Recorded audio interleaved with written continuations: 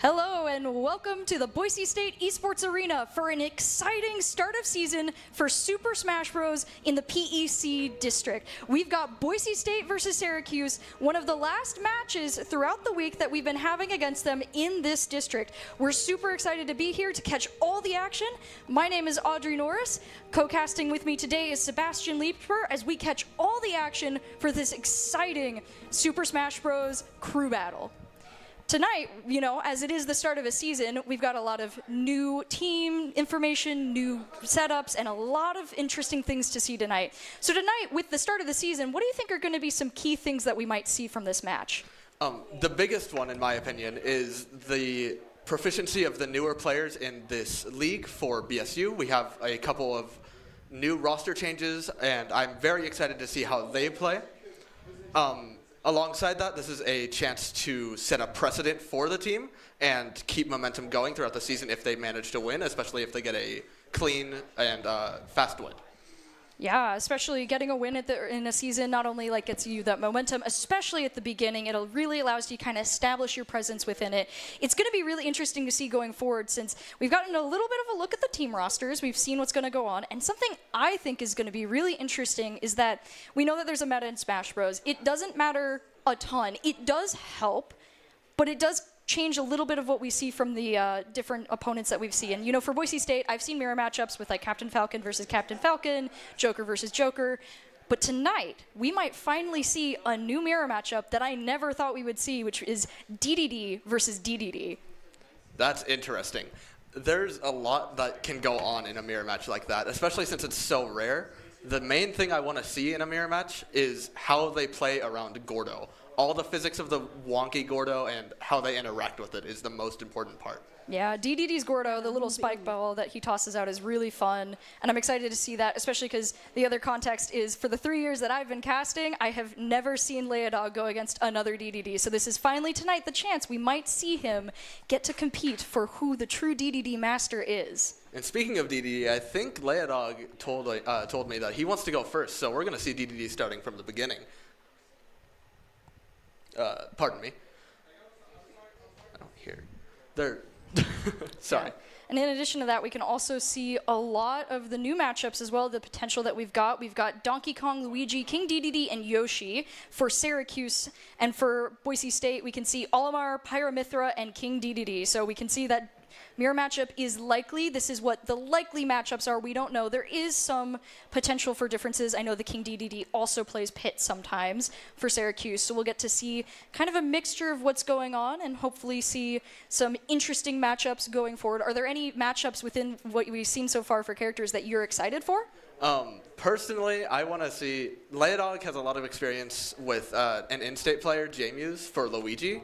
So I want to see how that experience transfers to his opponent, who also plays Luigi, from Syracuse. And I want to see if that J-Muse, the Luigi player in Idaho, helps, if at all.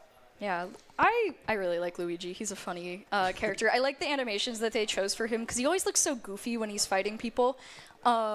I just thoroughly enjoy that. Out of like the two Mario brothers, when I see Mario, I'm like, okay, it's Mario. But when I see Luigi, I'm like, yay, Luigi! He's so fun. Yeah, he has a lot more going on. Mario's just playing fundamentals. He's a little stubby, but he's just going at his opponent, kind of boring. Luigi has RNG going on. He has explosive grabs. He's also just like his animations are so goofy too. Like he just runs up, jumps, headbutts. It's so funny to me. I do appreciate that about like a lot of the Smash Bros. Characters are not only are they like interesting mechanically, but the animations are always really fun. Like a lot of the DLC characters like Banjo and Kazooie, love watching them play because they just got some goofy animations. I mean, Banjo is just a goofy character in general. He pulls out his bird buddy Kazooie and he like hits him on the ground and then they get stuck in the ground and then it's a great stun. I think it's a lot of fun when he does that. Yeah, I think they translated everything about characters in this game really well. As you were talking about Banjo-Kazooie, they transferred his silliness and his animations from the games.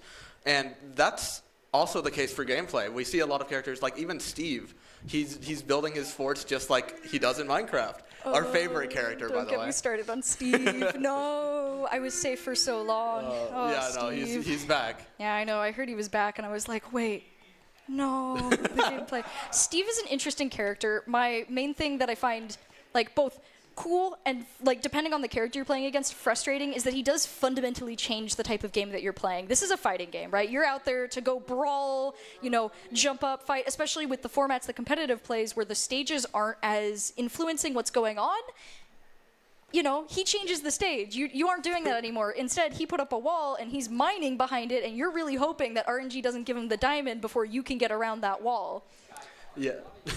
Yeah, it's really oppressive, and a lot of characters play like that, and especially the DLC ones like we're talking about. Steve changes the game because he can build up a wall, making you jump over it, and Kazuya is really good at stopping you from anti-airing, for example. He wants to play a grounded game, just like Tekken is. You don't really jump in his home game, and he stops you with that with his signature electric wind God Fist. Oh, yeah. And of course, another character I can think of that we've seen previously during streaming is Little Mac, another character that not a fan of the air, not a fan of recovery either. If you get off the stage, I like playing Little Mac with my brother because he has such high damage potential in one attack that my brother will just like playing Pac-Man, which is a light character. Hit him once, he's gone. It's so much fun. The issue is if he knocks me off the side, recovery is done. I'm done for. You know, I can't do that, which is the same for a lot of characters that really prefer the ground. Yeah, lose conditions are just as important as the win conditions we've been talking about right now. And understanding those weaknesses from certain characters, whether it be their buttons or just the fact that they can get launched off the stage and can't recover, no matter what it is, those conditions are important to identify for every player. Yeah, I think it'll be really interesting. And I also think it's interesting with, you know, how crew battles specifically work, how the lose conditions are. Like, losing a round with your character isn't necessarily the end, and that's something I really like about crew battles, which is also something that I think is important to talk about since, you know, crew battles aren't exactly the standard way that you would play Smash Bros. You know, when you go home and you put in the Switch and you get in with your buddies, like, you're just playing until stocks or time or whatever it is, but a crew battle is essentially a competitive format where all teams, like all the members of your team, so in this case 4 players, each have 3 stocks. Your 3 stocks are something that you play until you go down, so like everyone plays out until someone loses all their stocks, and whatever stocks you had, say you're the one who won, that you had at the end of that match carries over. So you start with 3, but say you beat your opponent and you have 1 left, well, now you go into the next round against a fresh opponent with 1 stock. So it's a really interesting kind of stamina battle too, not just a stock battle, because you could do a lot of damage with just 1 stock left, or you could lose all those stocks immediately, and now your team is down 3 stocks, while the other team has an entirely new character to go up against. So it's a very interesting format, and is a very fun one where we see a lot of different strategies on how to play around it as well. Yeah, I think it introduces a lot of strategy to Smash Bros. Like, especially the character-to-character matchups like we've been going through the entire time. It gives opportunity for people who either represent multiple characters or just the team as a whole who has a wide variety of characters to choose the best matchup and the best strategies for their specific opponent if they have the advantage. Yeah, something that we were talking about a little bit before we got on was the term anchor, which is, you know, the player who goes at the very end of the round, who's kind of supposed to be your player that you trust to take the most stock. So in a round, say, your opponent is able to get 2 characters on you and you have 1 character left, your anchor is the person that you really hope will be able to take out both of those characters without losing 3 stocks. So it's essentially a 6-3 where you're really hoping that they can make each of their stock matter as much as possible. And so that'll be interesting to say. Like, as you mentioned earlier, our normal anchor for Boise State, Leodog, who plays DDD, kind of wants to go first. So I think it'll be interesting to see whoever chooses to anchor if he does that. And I'm wondering who the anchor will be for Syracuse. We saw a couple that I could see doing it, but I wonder if it'll be the DDD. That would be really funny. That would be, because DDD, he's pretty good at anchoring because he holds on to his stocks for long. So if you're the better player, you have a lot more time to understand your opponent and pressure them before you lose one of those key 1 out of 3 stocks before you run out. It's a big resource, and he has longer time with that resource. Yeah, something like we were talking about the strategy, the stock strategy. That comes down to a lot of things, but like one thing that is really beneficial for characters is how much they weigh. Another fun fact about Smash Bros. As a fighting game, all the characters have a weight set limit, and that impacts their ability. And we're gonna see that right now as we get into the first match, Boise State versus Syracuse. We can see Leodog up front with DDD versus Donkey Kong, two incredibly heavy characters going at it, and we can already see both going in swinging. Yep. Oh, DDD. A big thing that Donkey Kong wants to do while DDD is trying to set up Gordo is get his Giant Punch. It's a big win condition for him because he gets a lot of percent. It's relatively easy to combo into, and it just takes stocks really quickly.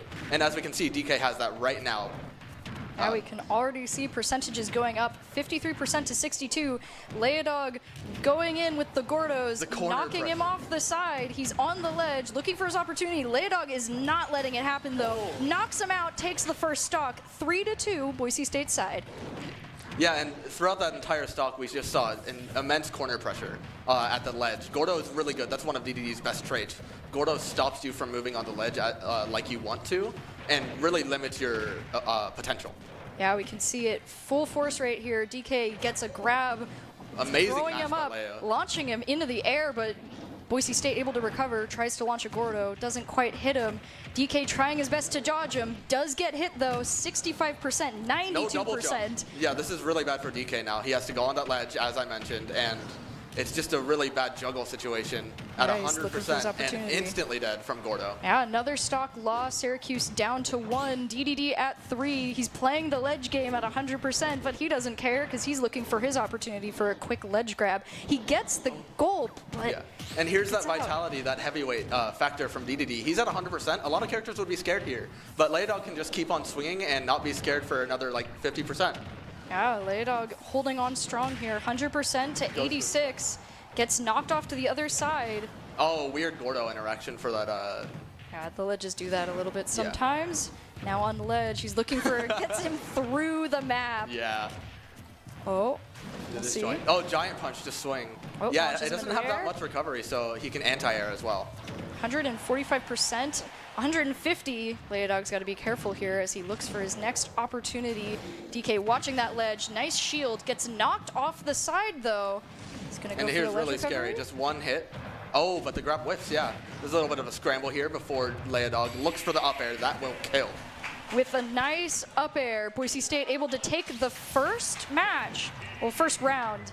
Yeah. With 3 stocks left. Yeah, sorry to be repetitive. 168%, and there's nothing to say for this big crew battle format. That 168% is gone, and he's back at 0. Yeah, and with that, now 3 stocks up. Boise State going in completely fresh with a new character up against the next opponent, which looks like might be Luigi. We'll see. So we're going to see a little bit less of the heavyweight versus the heavyweight, and now a little bit more average weight character going up against DDD.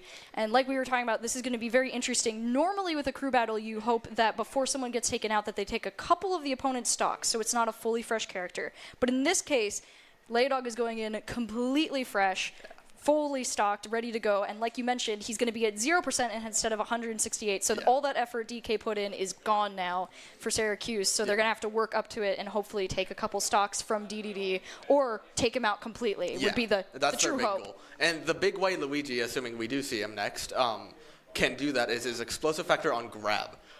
Luigi, you need to look out for those grabs, or else a stock is immediately deleted no matter what percent you're at, really, until he can't combo anymore. That grab is so funny. Yeah, it is. I forgot about it until you reminded me, and now I'm just like, oh, yep, I forgot that he can do that. Yeah.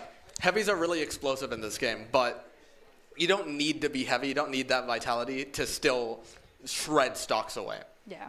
Some of the benefits of being a light character is just the ability to get off of things too. Like you typically have better jumps, better recovery, and so although you're playing a little bit more dangerously with your percentages, you still get to have the fun of some advantages from it. I mean, there's characters that are super light, like Sora, that's just always in the air. You never see him on the ground. He's just gone. And similarly, there are characters that you would think that should be heavy that aren't, like Sephiroth, one of the largest models in the game. Like he's so tall, but he's super light, which is Yeah. so goofy because most of the heavy characters are very big models. Speaking of that, another character that's pretty heavy on this list we can see right here is Yoshi. Yoshi is pretty small, and he's a big bruiser. He's pressing a lot of buttons, but he has that super armor on his double jump and just relative heaviness that even though he's a small stature, he's pretty annoying to take out. Yeah, he's a dense little dinosaur when he runs around, rolls with the eggs.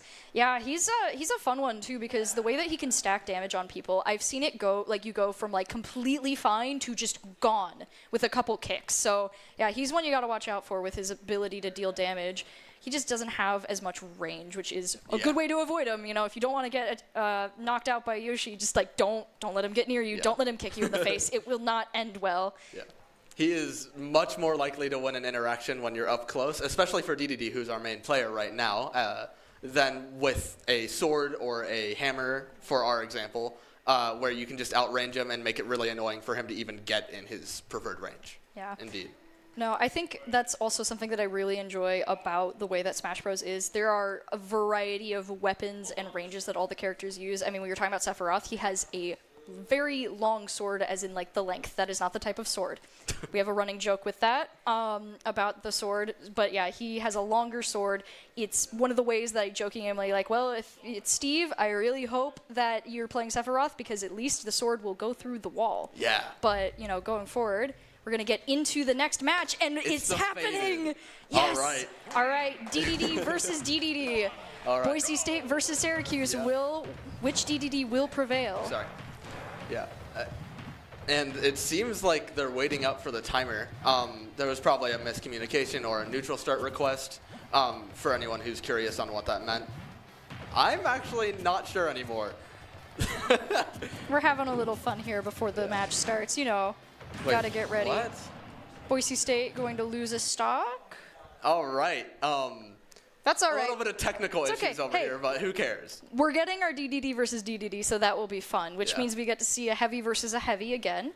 A lot of fun. I enjoy doing that with my brother. I like to play Bowser, so I always enjoy a heavy versus heavy match. It's really one of the biggest like bruiser matchups where it's Yeah. really just a stamina battle of like who can last the longest, who gets the best recoveries. Because I mean, I have seen people get close to like 200% and just stand there and they're like, "You're not taking me off the ledge. I don't care what you do. Yeah, I'm too heavy." They're so brawlic, and they don't really have the agility to evade each other's attacks, so they just need to tank it. Yeah.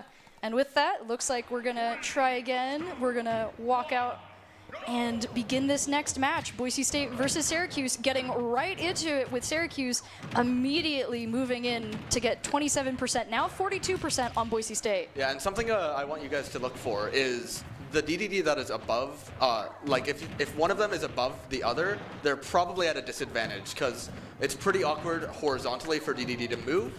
He's really slow horizontally. And that makes that hammer, that up air, really easy for the other one to use. 84% to 15%. Boise State, a little bit behind here, looking for damage potential opportunities, both being really careful about their Gordos right now. Syracuse gets the swallow, though, tries to launch Boise State off the ledge, but Leodog is able to recover fairly quickly.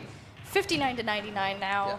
Just dancing on the ledge. Syracuse running out of jumps, have to go back to the ledge. A jet hammer. A little bit of spice from Leodog doesn't end up working. 114% now. Whenever they're far away, they want to use those Gordos. It's the main plan. Yep, here goes the Gordo. Doesn't quite connect. Playing that ledge game, hits him with the Gordo. Boise State looking for their opportunity. Trying to hit him. He gets the shield, and the Gordo goes That through. shield is really low. 8-Bears can't really withstand another one for now.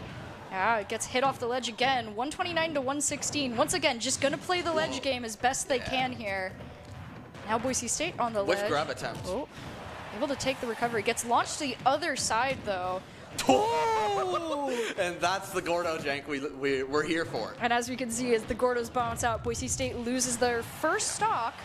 But Syracuse not looking good at 143. They're going to have to be very careful from here on out if they don't want to lose a stock to Leodog. But it looks like he's going to launch him with the hammer and look for the combo. Gordo snipe. 2-2, Yeah. Boise State, Syracuse. Oh. Yeah. Getting a little bit of space, screen space back. A little bit of a misinput with Jet Hammer for fun.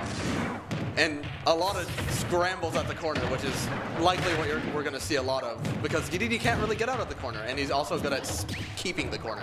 Yeah, 52% on Syracuse to 47 on Boise State. Yeah. Both of them being very careful. Gets hit by a Gordo. He's going to try and launch him off the side. Play the ledge game. The Gordos connect once Gordos again. keep on connecting. I feel like we're going to see a very chaotic Gordo match where they're going to be bouncing all over the place. They're playing tennis out here. Yeah. Oh my goodness, back and forth anti-air. again. 75. So many Gordos. 89% now. Yeah. 80% on Syracuse, 89% on Boise State. And now that 60. neutral be actually the Oh. is really interesting to me because my goodness, sorry. Oh. Yeah, a little bit of a cheeky one from Syracuse. With a crazy swallow there. Syracuse takes another stock. 108% though. Once again, you're gonna have to be careful if he wants to take the last stock from DDD here. Both going back and forth. Laydog's looking for his opportunity. You really don't want to be up there. It's really juggled, but he manages his way out and hits Syracuse on the way. Yeah, Boise State, he's guarding the ledge. Laydog does not want to give it up right now. Gordos are flying, they're bouncing off of each other. We're looking for a swallow and we miss. Boise State going for an opportunity, launches him. Yeah. But those 156%. heavies, he can take. Oh, that might cause Laydog. No, his recovery is really good. DDD's is. That's too long. Yeah, DDD, great recovery. Launches him back. off, brings it even 1-1, but Boise State is at 62%. Now 74, fighting on the ledge here. The ledge is the story of this. Laydog really wants to get back in position, which is where he is right now. He can get a lot of percent here. It's very volatile for him. Holding the middle here, doesn't want to get launched too far. 122% on Laydog here. That shield pressure from the good Gordo grab. response. Another one. The momentum. Oh, good shield there on the Gordo. Oh no, the swallow. So you can see back and forth with the Gordos. Oh, Gets the wrong. knockout. And that's Laydog is Laydog taken out Yep. by the DDD. Syracuse hanging on with one stock. Yep, manages to take 5 stocks as a lead. Pretty significant. Yeah, when you're leading and you're able to take out 5 stocks, that's a really solid starting point for any game. I mean, any lead you can gain in a crew battle, especially if you can get at least a character, is huge. Yeah. And going forward, 1 stock is a really dangerous starting spot. I mean, we saw that like with the 3-3, you know, it's a very even playing field. You feel really comfortable. You can like make mistakes. You don't want to make mistakes, but the mistakes don't feel as dangerous. But now with 1 stock, you're like you go in with immediate nervousness, pressure, and a lot of like you're like I really want to get anything I can. Yeah. Those beginning interactions on the next match are going to be extremely crucial to that resource game we've been talking about the entire time. With that 1 stock, if they manage to get value off of it, Syracuse can take that momentum and reverse their favor. But if they lose the first 1 or 2 interactions in the match, that could be their entire stock, and they have to send in a new player. Right. Who do you think Boise State is going to be sending in next to deal with King DDD? He does seem to be a very, very skilled DDD as well. Yeah. I think Pyra and Mithra have a lot of 2 important factors against DDD that might signify that Gyoki's will be going next, since that's the character they're playing, at least allegedly. Mithra can outspeed DDD at the very beginning, meaning that DDD has to deal with her being very up close, which is not what DDD wants at all. And those juggles from Mithra, that up air is really quick, really annoying. And then in the mid game, once that stock is low, Pyra can come in and outrange DDD, even though he has a lot of range, and any interaction kills him. Yeah, Pyra Mithra is really interesting just because of, like, I mean, she's such a mechanically different character. Like, I mean, Steve is a mechanically different character, but I'd argue he's, like, in his own little box all the way to the other side. But Pyra Mithra... built a wall. Yeah, he built a wall. He's over there. We don't talk about it. It's fine. Pyra Mithra is a little bit more of that, what I would call the weird, interesting character, in the fact that she's 2 characters in one. Similar to how Pokemon Trainer is 3 characters in one, except for the fact that instead of having like a completely different moveset, her moveset is essentially the same, but one deals incredibly more damage percentage, and one is a lot faster, with slight variations on how the actual like abilities look and end. And I find that really interesting because she's a great versatility character because of that. I mean, if you really need to go in and just knock someone out, try and get a lot of damage right at the start of a stock, you pull out Pyra and you do a massive attack. And I mean, if you just like need to finish someone off or you're playing a ledge game, you get out Mithra, and then you're totally fine. And you're faster than a lot of other characters in the game with her attacks. Yeah, she's ridiculously fast. Both on attacks, that's an important one. We're seeing Palutena on our screen. That might signify Dr. Smungus. I know he was a wild card here. I forgot his other tag. I do believe it's Gunslinger, actually. Yeah, Gunslinger part of it. Yeah. Yeah, I forgot for a while. Yeah, with that, we can see Boise State has chosen Palutena to go up. And this is the reason why. Nair is Palu's best move by far, and DDD, it's a juggle move, and DDD is really big, as we've seen. So that juggle move lands way easier than against a lot of other characters. Yeah, we can see already working really well for Boise State. 50% to 31, now 61. Looking for an opportunity over here. DDD using the ledge to just get out of the way. Doesn't quite work for that. Gets launched in the air and now at 100%. And this is just awkward. You're on the ledge, super low. Any mistake instantly loses the game for you. Yeah, 45% on Boise State. I like the Palutena choice on a metagame level too for the crew battle. She's more consistent than a lot of other characters, so removing the volatility from this one stock match is key. Yeah, that'll be interesting. We can see Boise State playing very comfortably right now, looking just chilling in the middle. Don't need to get in range of the hammer right now. Launches Syracuse to the other side, 114% now on DDD. Still comfortable as a heavy character, but not without potential for KO on Something ledge. that isn't comfortable is this ledge situation for BSU. However, we make a reversal. Great reversal for Boise State. Now they get to hold the ledge and try and get DDD out. But with a crazy move there from Syracuse, Boise State loses a stock here. Oh, and a little bit of cheese going on from Syracuse here. They're trying to snipe another additional stock with a double KO with that grab. Doesn't end up working on the ledge there. He's looking for his next opportunity here. Knocks him off with his own Gordo. Not gonna get the knockout. Still got some recovery here for the DDD. Explosive flame snipe. This is so scary. Yeah, it's a very active move, so it makes sense to use there. Look at that. All right, holding in middle. Gonna get knocked. 180% and gone. Boise State able to take the round. Does lose a stock though. Yeah, that's a bummer for BSU, but sometimes it happens, especially in a heavy matchup. Yeah. The nice thing though with that it is a trade, and although going into the next match with only 2 stocks isn't great because now it's 2-3. Boise State still is up a character, and so a trade 1-1 just to knock out what was a very strong character who did a really good job taking out stocks.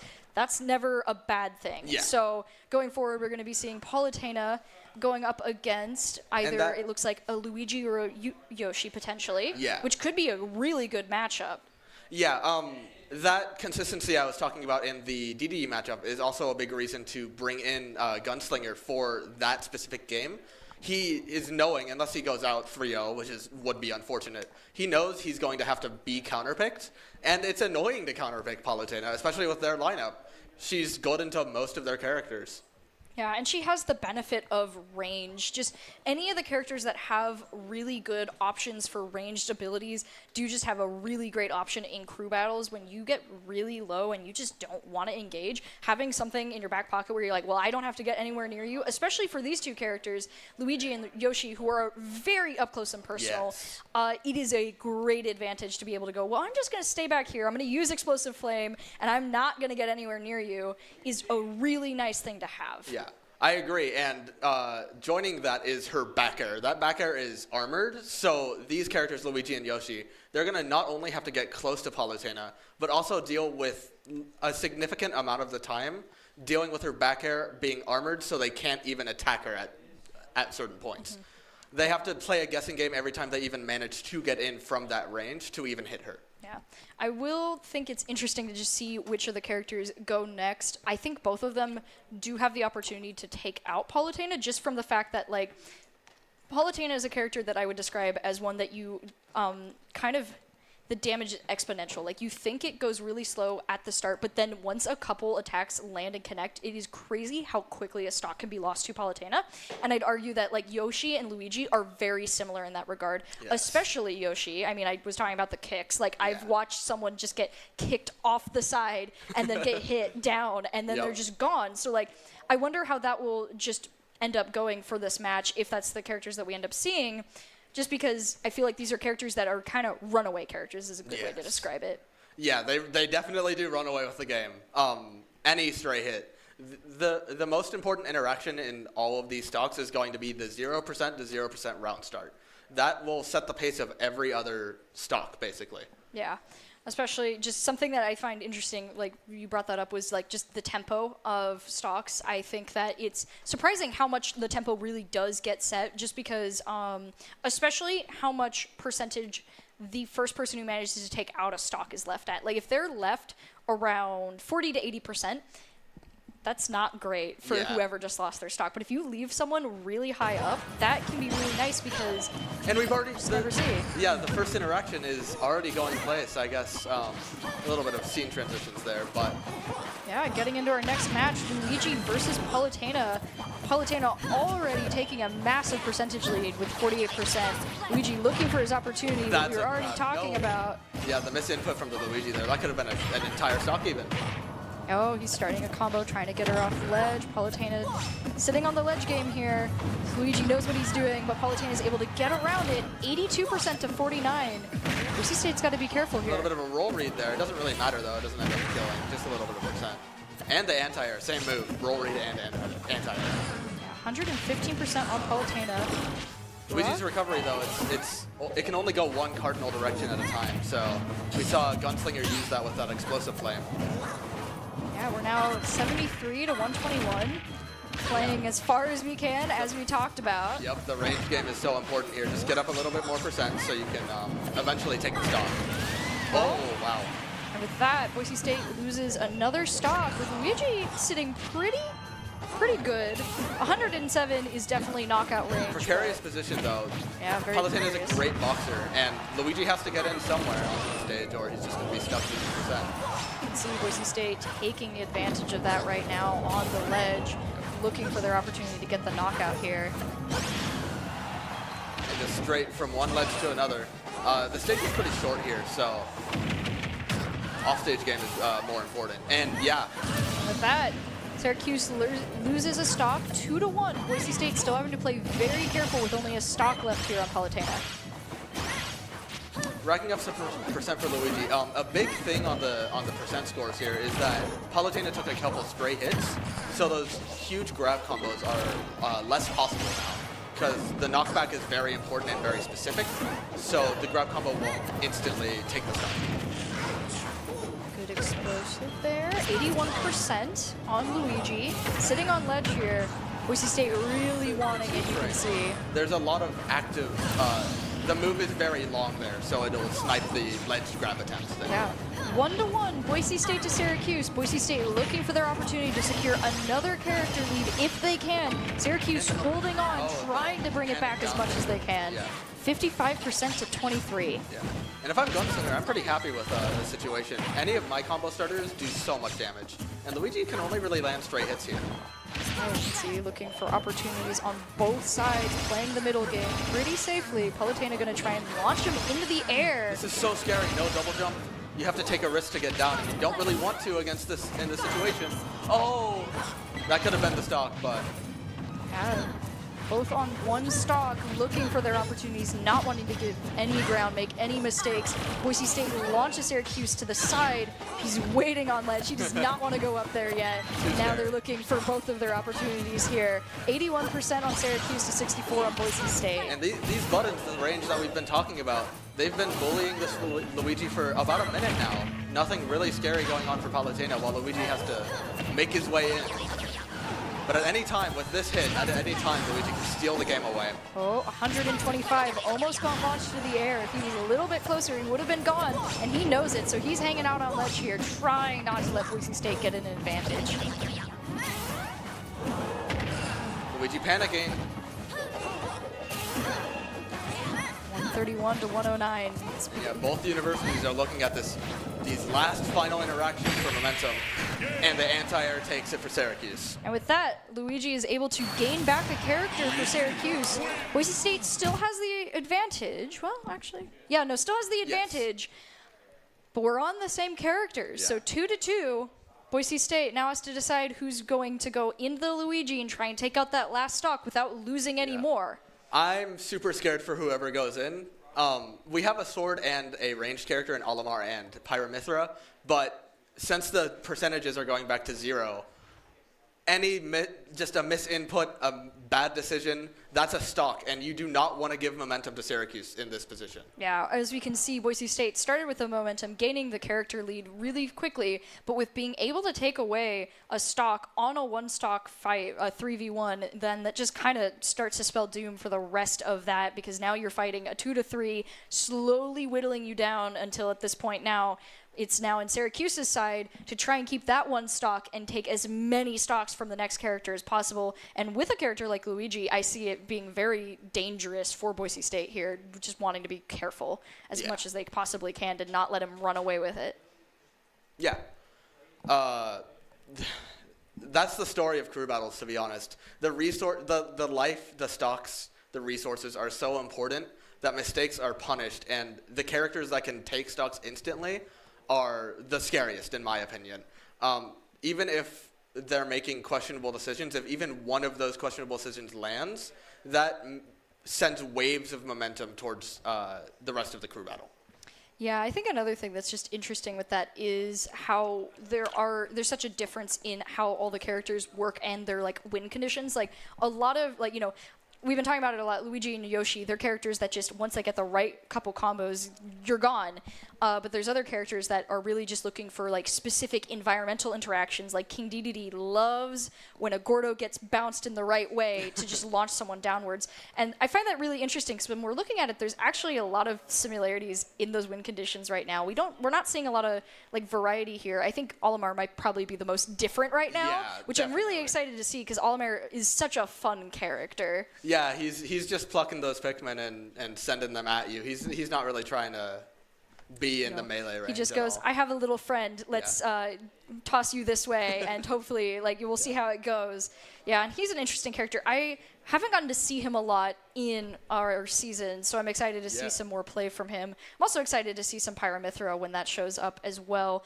Just, again, being such a, versatile character with a lot of good damage versus good speed, and you can switch between it fairly quickly. It's going to be a fun matchup. A competent Mithra is always fun to watch. But it looks like we're going to be able to see the Boise State Olimar play Luigi. As we can see, he's doing his stock reset, getting ready to go. And this makes a bit of sense. Olimar can avoid the scary Luigi setups by just running away, to be honest, and rack up percent. Look for a stray hit to end Luigi. And we could already see it going. Olimar throwing all his Pikmin out, looking for his opportunities, gaining percentage. But Luigi's able to stay pretty close behind him right now. Yeah. On the ledge, what any character in this game wants. We've been talking about win conditions a lot, but universally, being the one ledge trapping is a win condition in its own right. Yeah, 87 to 62%. And these smash attacks, we've seen a lot from Olimar. They're really usable. They go really far, and they're pretty safe. Yeah, once again, chucking as many Pikmin as he can, getting some great vacuum action from Luigi here. He's really looking for an opportunity for that. We're back on the ledge. Both players running around trying to get their hits. Luigi trying to be really careful here with as many powerful attacks as he can get to try and take a stock before he loses his own. But at 110%, he's looking a little smoky. Yeah, next hit decides the momentum. Olimar is pretty light to my knowledge. So any stray hit that Luigi can do like that, he's gone. Instantly 2-1. Olimar off the side, not quite able to have enough weight to not... And the pressure's not off. Luigi grab right here. If the inputs are correct here, that can be a stop. Yep. 1-1, 110% on Luigi. He's getting very comfortable on ledge here. You just need to calm down, Throw him, secure the final stock so that you can move on, basically. Just calm your nerves, Yep. You can see he's looking for his opportunity here. Gonna grab him and throw him. He's on ledge, 155%. Oh Luigi my tries goodness. to go for his recovery. Yeah, the recovery got interrupted by the Pikmin, actually. He's able to get back, though, even after that. The up throw will kill. That's blue Pikmin. All of Olimar's Pikmin have different attributes, and the most important one for this interaction was the fact that blue Pikmin has way stronger grabs, so that's what allowed him to kill there. Yeah, you know, I find it funny that because blue Pikmin was able to do that, he wasn't the one who got the victory screen. Red and yellow got all the glory there when blue Pikmin did all the work. But for that, Boise State is able to keep the lead with 1 stock on Olimar, with the last character for Syracuse being their only hope here to secure the first round of this match. You can see, too, it's going to be another interesting matchup. We've been watching a lot of Luigi, and so now it most likely will be Yoshi, if our predictions are correct. And so now we'll be seeing a different variation of the quick run-in and punch from the Yoshi. And one of the more important aspects of Yoshi is his super armor, which doesn't really matter in the face of Olimar's Pikmin toss. They just do set damage. They don't really knock back anyways. So it kind of mitigates the importance of double jump super armor in this matchup. Yeah. Super armor is a really interesting concept. As you've said, you know, Olimar will be able to get around it, which might be a great advantage for Boise State here, going to be able to go into it and not have to worry about such a key feature of a character is always a great thing. Is there anything that Olimar should be really concerned about with Yoshi besides what we've been talking about so far, though? His recovery, Olimar's recovery, it has pink Pikmin just flying him up, but they don't do any damage. So susceptibility to Yoshi's very quick forward air, that spikes him straight down. So it could just be a very quick stock if Olimar isn't careful on the recovery there. Yeah, you know, I think my strongest memory about Yoshi as a character isn't really anything he does, but just his little voice line where he says his name. It's so specific. It's really loud when he says it too in game, so you just hear him go Yoshi, and then you're just gone. And I'm like, that's all I can remember most of the time about him. Lives in your dreams. Oh yeah, the Smash Bros. Voice lines are really funny. There's just some that I forget that they are the lines, and then there's characters like Yoshi where I never forget because he doesn't let you. He's a Pokemon in that way. He doesn't let you forget his name because he'll tell you plenty of times before taking all your stocks. The sound design in general, just every hit effect, even the SD sound. As we hear it, it's so specific. It's always great, especially when the game likes to fake you out and make you think that there's about to be a knockout, but then you don't hear the noise, so you know for a fact it's not happening. And a little oddity I just noticed is because Olimar had to lose his stocks, he's actually pulled different starting Pikmin. All of them have different qualities, but the red and purple one are actually pretty good at the beginning of matches right now. They do more damage than the other ones, which is nice. Now with his little army of Pikmin, he's chasing the Yoshi around, looking for his opportunities. Does not want to get hit by any stray powerful attacks here. We can see Syracuse is looking for that opportunity on ledge. He wants it, and he gets it. I mentioned instantly annihilates Olimar off of the stage, and we're about to see a 1v1 for the entire crew battle. Yeah, for this round, we can see Syracuse is able to take it back just how we described. Olimar had to be really careful of those attacks, but unfortunately Yoshi, just being such a high damage dealer, was able to get that ledge, jump off, and knock him down. Something I kind of wish we saw more. Something I always really enjoy is when we get to watch whoever knocks someone off the ledge, then jump down to follow through because they're like, no, I'm not letting you recover. We're not going to even think about this. DDD likes to do that with his hammer a lot, jump off the side and just smack down or do a spin, just gone. Really and so deep edge guards are really interesting in this game. They're fun to watch, and they're pretty important because recoveries in this game go really far. Yeah, there are some characters that will be able to go from the off the ledge all the way to the other side of the ledge if you let them. So the characters that can edge guard by going off the side and essentially just hang out in the air should be doing it, or else what are you doing, right? Yeah. I think that's interesting, too, when you get characters that can exist off-ledge so effectively. We saw that with Palutena. And DDD, very comfortable off-ledge, hanging out. And so we could see a lot in the DDD match and the Palutena match versus DDD that they were just kind of hanging out off-ledge, doing what they wanted, having a great time because it was really just looking for that one opening to get the other really good ledge guarder away. But since they both have great recovery, it wasn't something that was easy to pull off. Yeah, and speaking of the ledge guarding, it is pretty scary if Gokis does end up choosing Pyramithra. I know they have a couple characters. One of the key, very few weaknesses that the versatile character has, Pyramithra, is their recoveries are universally mediocre. They either go in a straight horizontal line pretty slowly or a straight vertical line pretty slowly. Which is pretty common for any character that has just good abilities. If you've got good stuff, then you don't get good recoveries. And if you have good recoveries, your normal kit isn't as strong. Yeah. But honestly, as someone who just sucks at recovery personally, I like having my recovery be good, which is silly because I also play Incineroar, and you know, I have a recovery that's so easy to lose a stock with. I mean, you go up, and then you go down, and if you're not at the right angle, then that's a stop. You're gone. Yep, there you go. My brother has won way too many matches against me because I've done that. But yeah, that's why I prefer Bowser, because Bowser has a much more controllable up. Yeah, you know, I can just go straight up, and I can change the direction slightly. It is the Pyramithra, starting on Mithra, which makes sense. Yep, Pyramithra versus Yoshi. Straight 3-3 stocks between the two. Syracuse versus Boise State. The final round of this first best of 3. They're already playing the ledge game. You can see Yoshi gets Boise Racks up State so in the much leg. percent, yeah. Massive percentage there on Pyramithra, 76% to 2%. Yoshi is not holding back here, does not want to give up control of the map, The launching momentum, them just all over. from the beginning, this has all been momentum. Gokis hasn't had a chance to breathe. But here we go. 133%. Just like Yoshi just did that. Oh my goodness, I haven't seen that. You can see Yoshi trying to gain control of the middle. Not really Stock, gonna yeah, let the it. hit confirm right there, that up tilt is very easy to transition into an up air. 2-3, Boise State down a stock, trying to play on the ledge here. Yoshi's at 41%, but not giving ground. Starting to play the middle game a little bit more than before in our previous matches, looking for their opportunities here. Yeah, Mithra is just so quick. She can go backwards, instantly meet you back on ledge. Just covers so much space you have to be afraid of as Yoshi. And we can see Pyra's out right now, looking for some big damage potential here, swinging the sword, but he's getting some good blocks in and avoiding it as much as he possibly can. 47% on Pyramithra and 78% on Yoshi. Just a couple of interactions, whipping a lot of moves, which is fine from both sides. Pyra isn't really good at punishing an opponent for just pressing buttons. She has to be preemptive and read the opponent, which is why we're back on Mithra, actually. He's trying to track Yoshi. Oh, fake out from the game there. Almost had a knockout. Looks like we can confirm it. 2-2. Boise State at 67%. 0% on Syracuse now.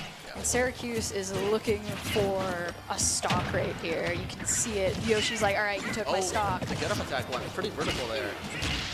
That up tilt, the hitboxes on Yoshi, they're basically an entire square. He's just going, anywhere he hits works. Yeah, 114% on Boise State, 31% on Yoshi. Gaining some momentum here, Boise State, bringing Yoshi up to 43%, playing a lot of middle game here, we can see.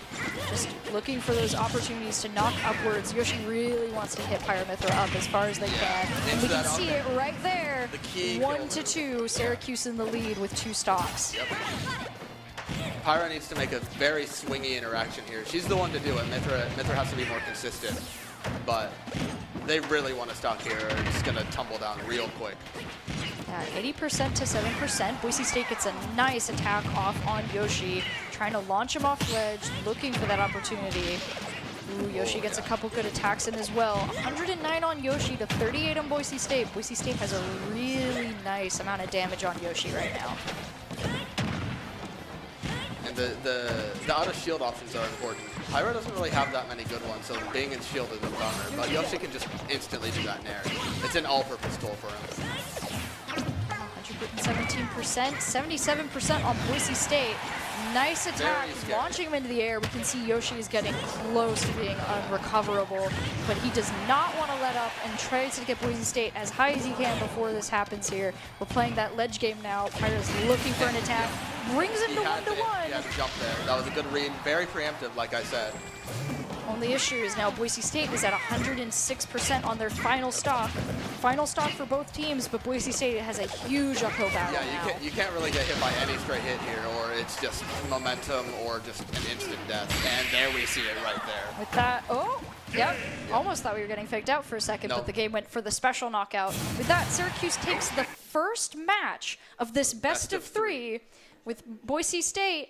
You know, at the end with this round, like sometimes we see where teams will manage to like have 2 to 3 characters left, knock out an entire slate. But for Boise State and Syracuse for a first match, 1 stock left on the Yoshi, and that being the last character, that's a pretty good starting point for Boise State and Syracuse going forward. Yeah, there's more time to adapt. That Yoshi is definitely the big one. I think he took 6 stocks, maybe a little bit less, but that's the point you need to adapt to, which makes sense. That was their anchor.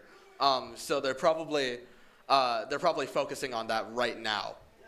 Yeah.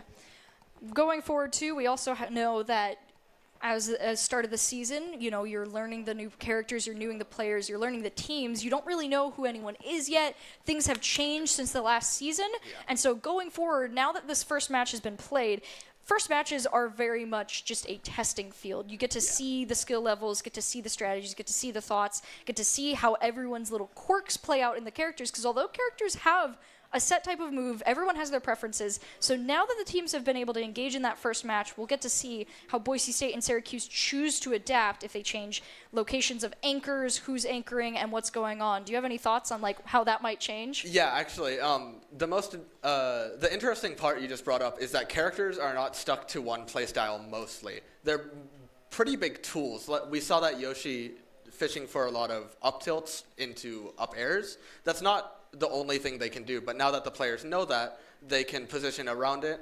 DDD probably doesn't care about dying that early to up tilt up air, as unlike Mithra. Mithra lost all 3 of their stocks to that, I believe. While DDD, he has very good vertical survivability. He's the most tanky character vertically in the game, so it's a lot less scary for him to deal with that. Yeah. And for Syracuse, they'll have to make some strategies on how to deal with other characters as well.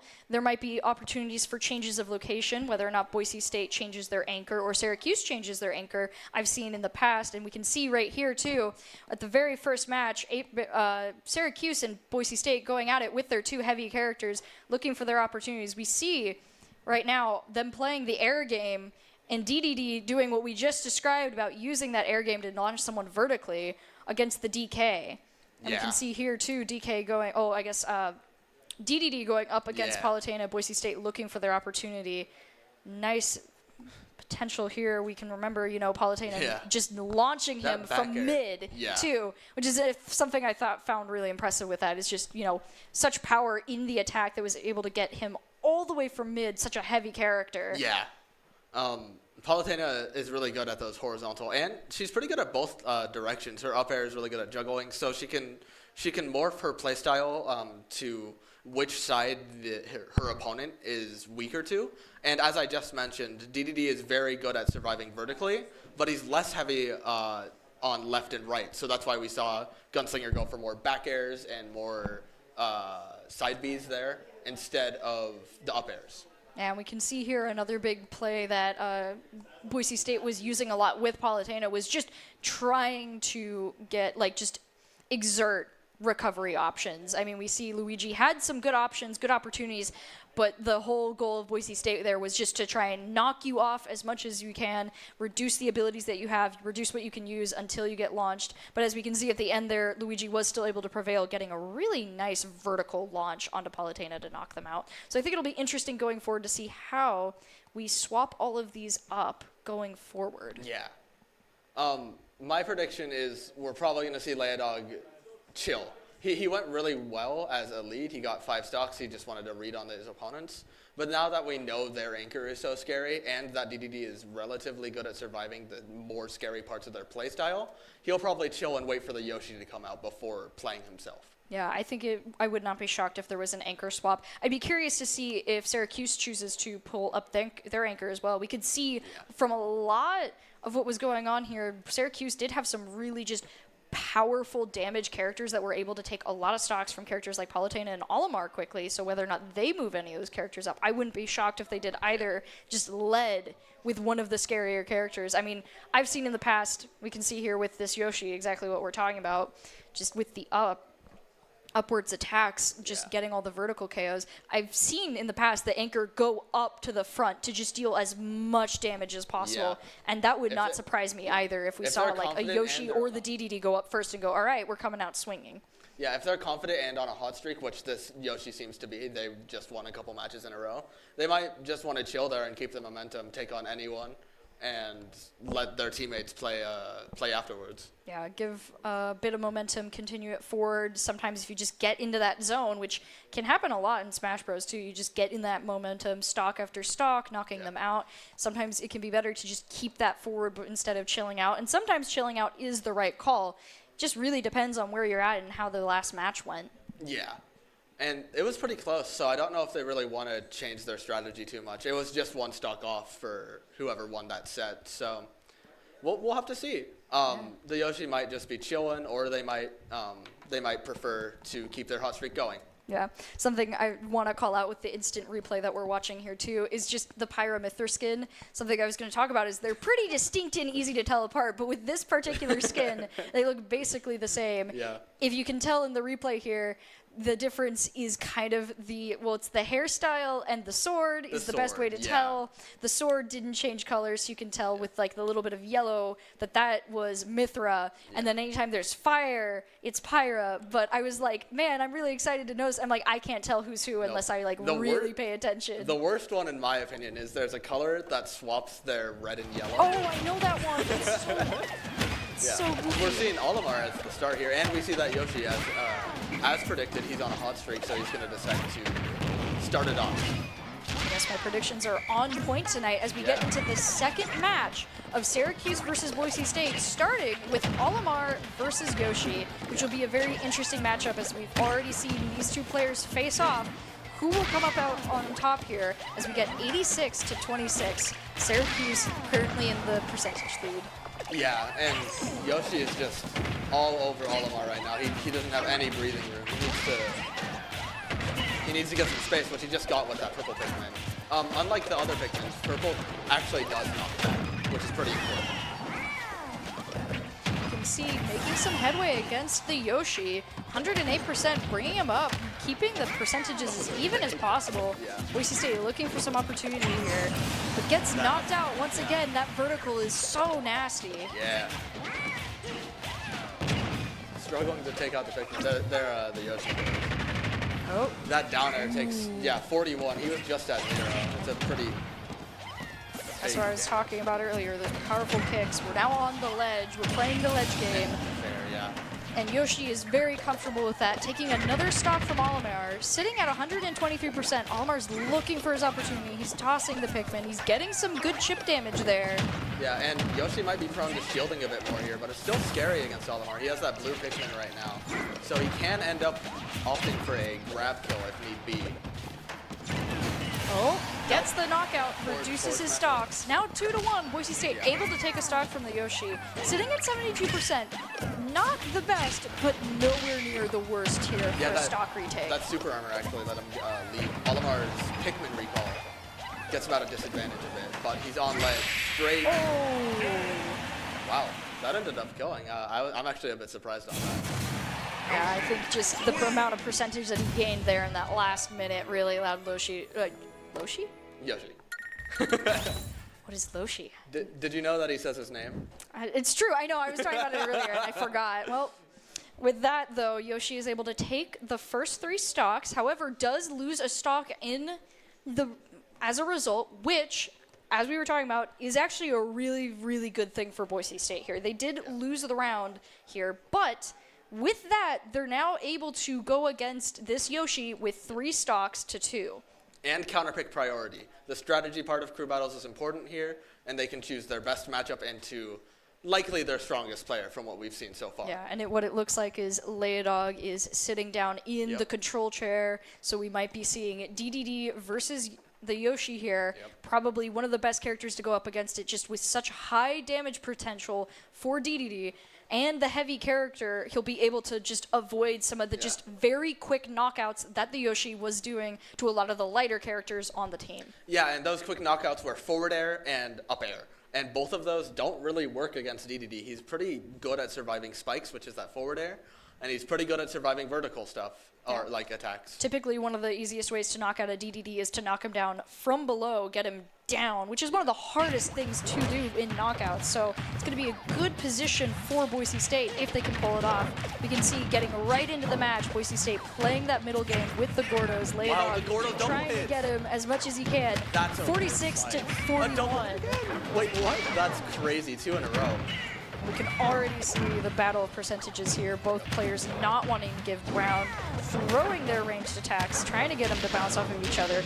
He's going for the up vertical attack, but he's not going to get the knockout on Leodog like he was able to on the lighter characters. Yeah, those lighter characters would be evaporated right now, but he's still kind of chilling.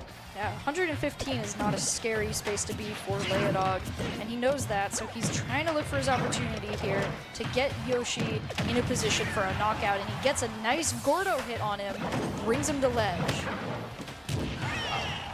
These eggs are important. Nice, yeah. Yoshi's very awkward here. Oh, the Gordo deflection! Yeah.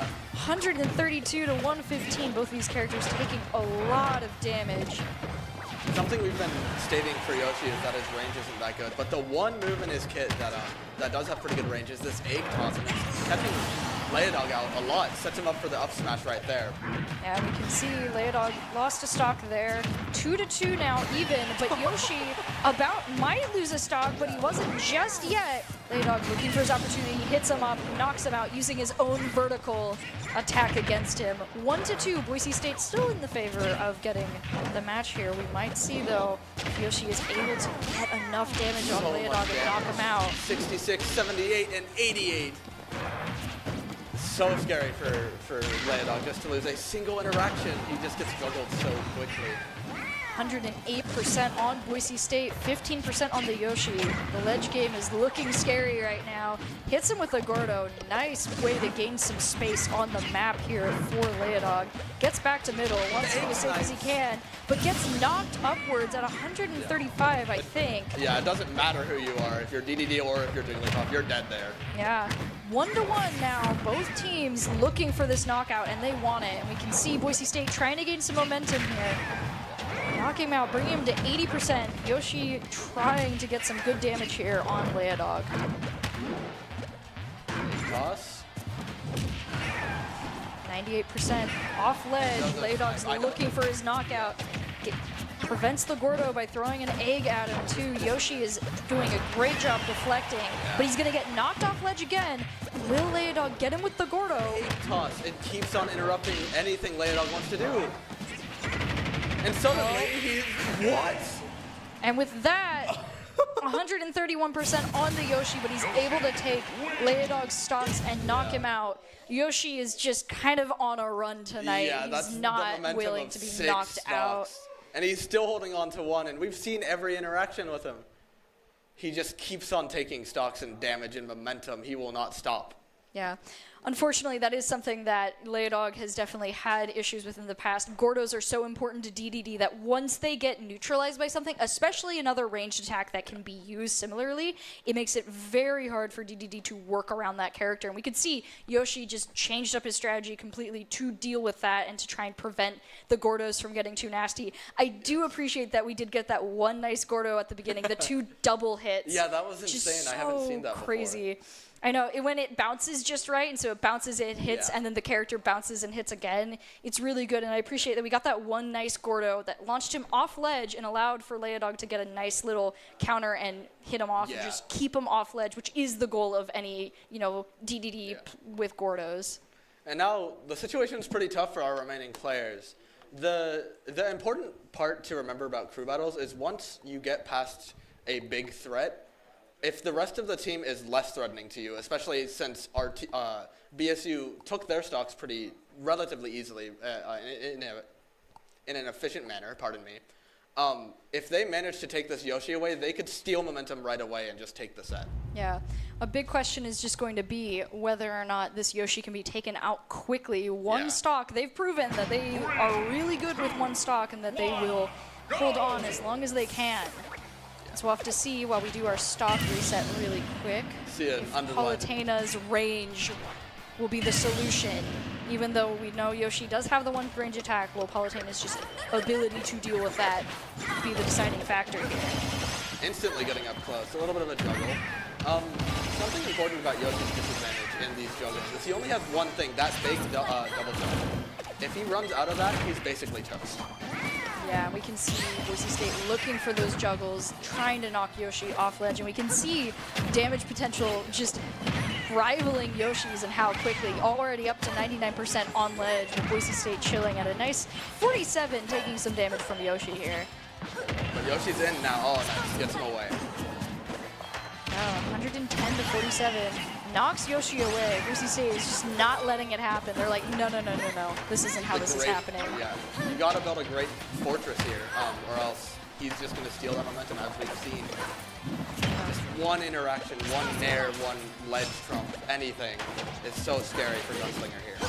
Yeah, we can see, though, Boise State is in a great position to get a knockout on Yoshi with a great explosion there. Launches him up, bringing him out. So the previous anchor for Syracuse is now out, giving Boise State some interesting potential going forward, especially with all of Dr. Schmungus being on Palutena, being nice safe with 3 stocks is going to be really good going forward. So the question will be how Syracuse responds to Palutena. Yes.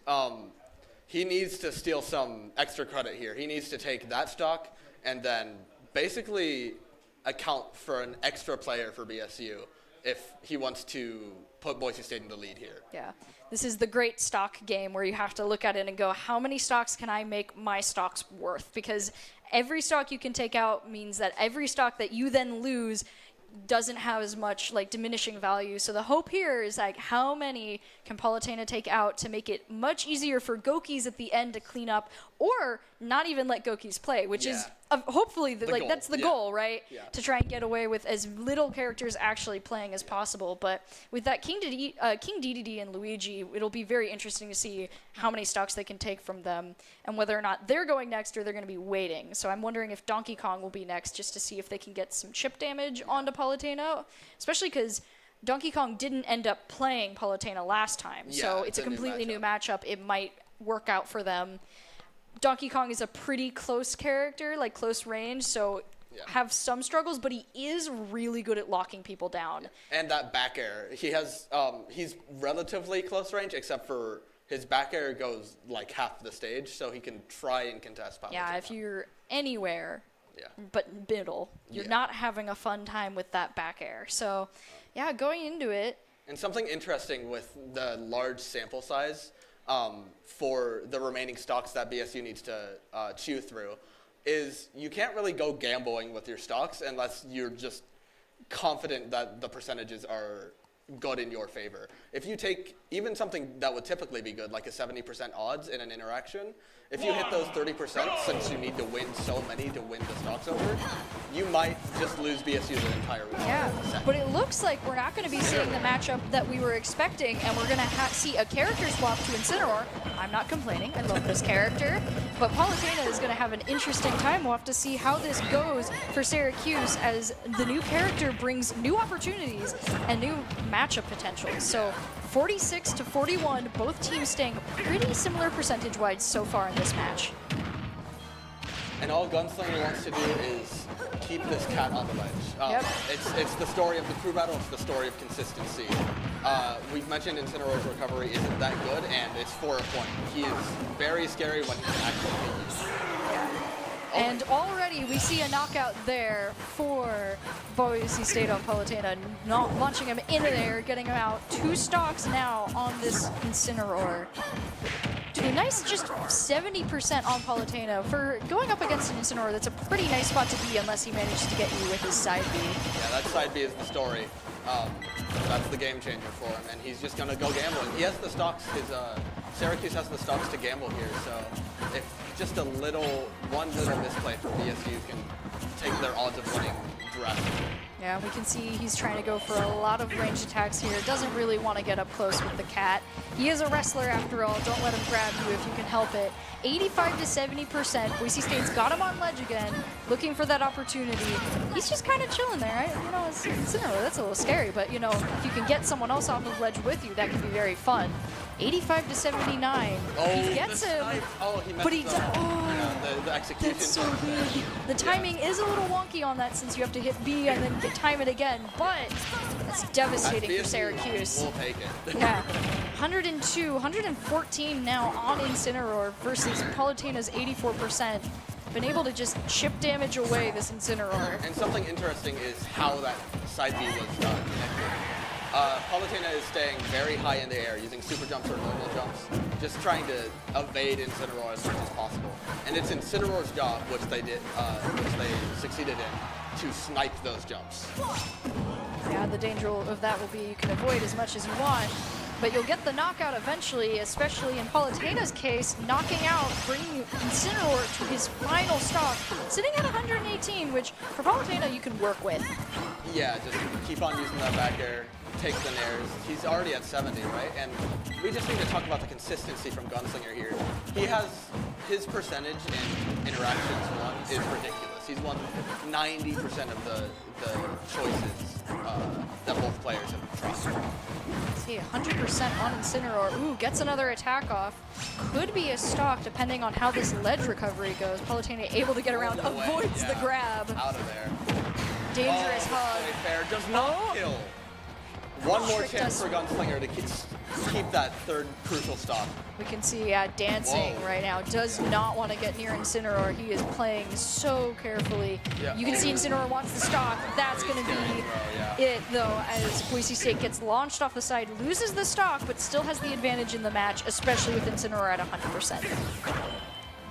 Yeah, unless something tumbles terribly wrong. Incineroar needs to be right 4 or 5 times in a row here to clear out a second stock, taking it away from DSU.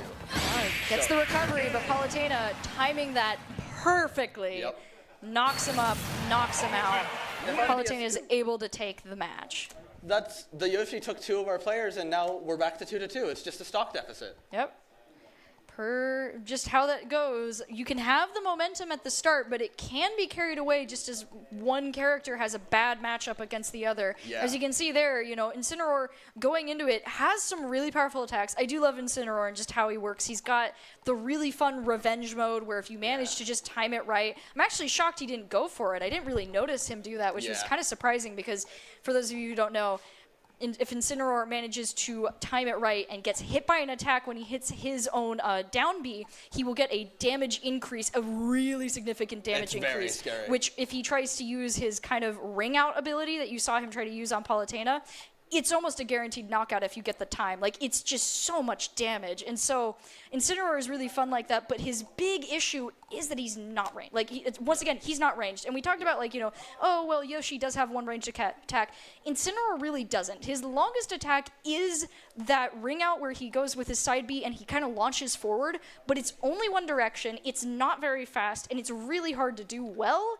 So it's a very interesting attack that he had to try and pull off there. And Palutena was able to milk that issue. Yes. The tail of Incineroar is preemptivity. Everything he had to do, because he's so slow and he just has to go forward, he has to choose one of around 4 options: jump forward, run forward, or use the grab move. He can't just chill back and wait for Palutena to make a mistake. He has to run in there, abuse his heavy nature, and try and make things happen. Yeah, which is another thing. Incineroar is also one of the heavy characters of the game. He's pretty heavy, despite what he looks like, and so it's really nice. It does allow you to just kind of throw your weight around. Yeah, no, I love the big wrestling cat. He's my favorite. I mean, a lot of people don't like him as the Alolan starter. When I played Alola, I liked the fire starters, so I picked him. And, you know, there is that curse of all the cats, you know, not staying 4-legged, and I totally get it. I was thinking the same thing, but at the same time, I really liked him as a wrestler. I thought he was really fun. And then it ended up being perfect for Smash Bros. Because he got added, and now he gets to be a menace with all of his abilities and, you know, throw people into the ring. Yeah. Speaking of abilities, his most important trait in Pokemon, actually, his home game, is that ability Intimidate. He's the most used Pokemon in competitive play, if you didn't know. Speaking of other competitive play, If only we had that in here, right? Yeah. With that, we're getting into the next match. We're going into Palutena versus Luigi. We saw a little bit of this last time. Luigi able to knock out Palutena, so now we get to see this rematch between the two and see how Boise State can handle this Luigi after getting to see all of their abilities on Showcase. Yeah, and unlike Incineroar, Luigi's a lot faster, so he can chill a little bit more and not instantly run into Palutena's big moves. But he's also just jumping in right now. 89% already on Palutena, not getting as much damage, trying to knock the Luigi off ledge. We saw this a lot last time. Fails the recovery, which is great for Boise State. 2-2 with 89% on Palutena is a great spot for Boise State here. Yeah, that's like nothing. That's 2 mistakes, maybe 3. They can definitely make it back up. Yeah, and with that, Boise State is starting to gain back some of the momentum. We are currently completely even in the round. 123% with 47% on Luigi. Palutena starting to play it, trying carefully. 1-2 now, though. Boise State losing the stock there. And here it is. The tensions must rise. You cannot get grabbed with your gunslinger here, and he knows it. So. Yeah, you don't want to get grabbed. You don't want Luigi to get any combos in. You're looking for your opportunities. Counters the recovery. That was crazy. 1-1 there. That's the oh, I'm sorry. That's the cardinal directions kicking in. Luigi's recovery can only go up or horizontal, not both. Yep, and we saw him try to launch to the side, and we knew immediately Palutena jumped down and blocked it. Messes up the ender, though. That's a lifesaver for Gunslinger as he can just take that to the bank. Yeah, 74-61. Knocks it off the side. With that, Boise State now takes the lead in this round with 1 stock. And that's consistency for you. We just went from a horrible situation for BSU.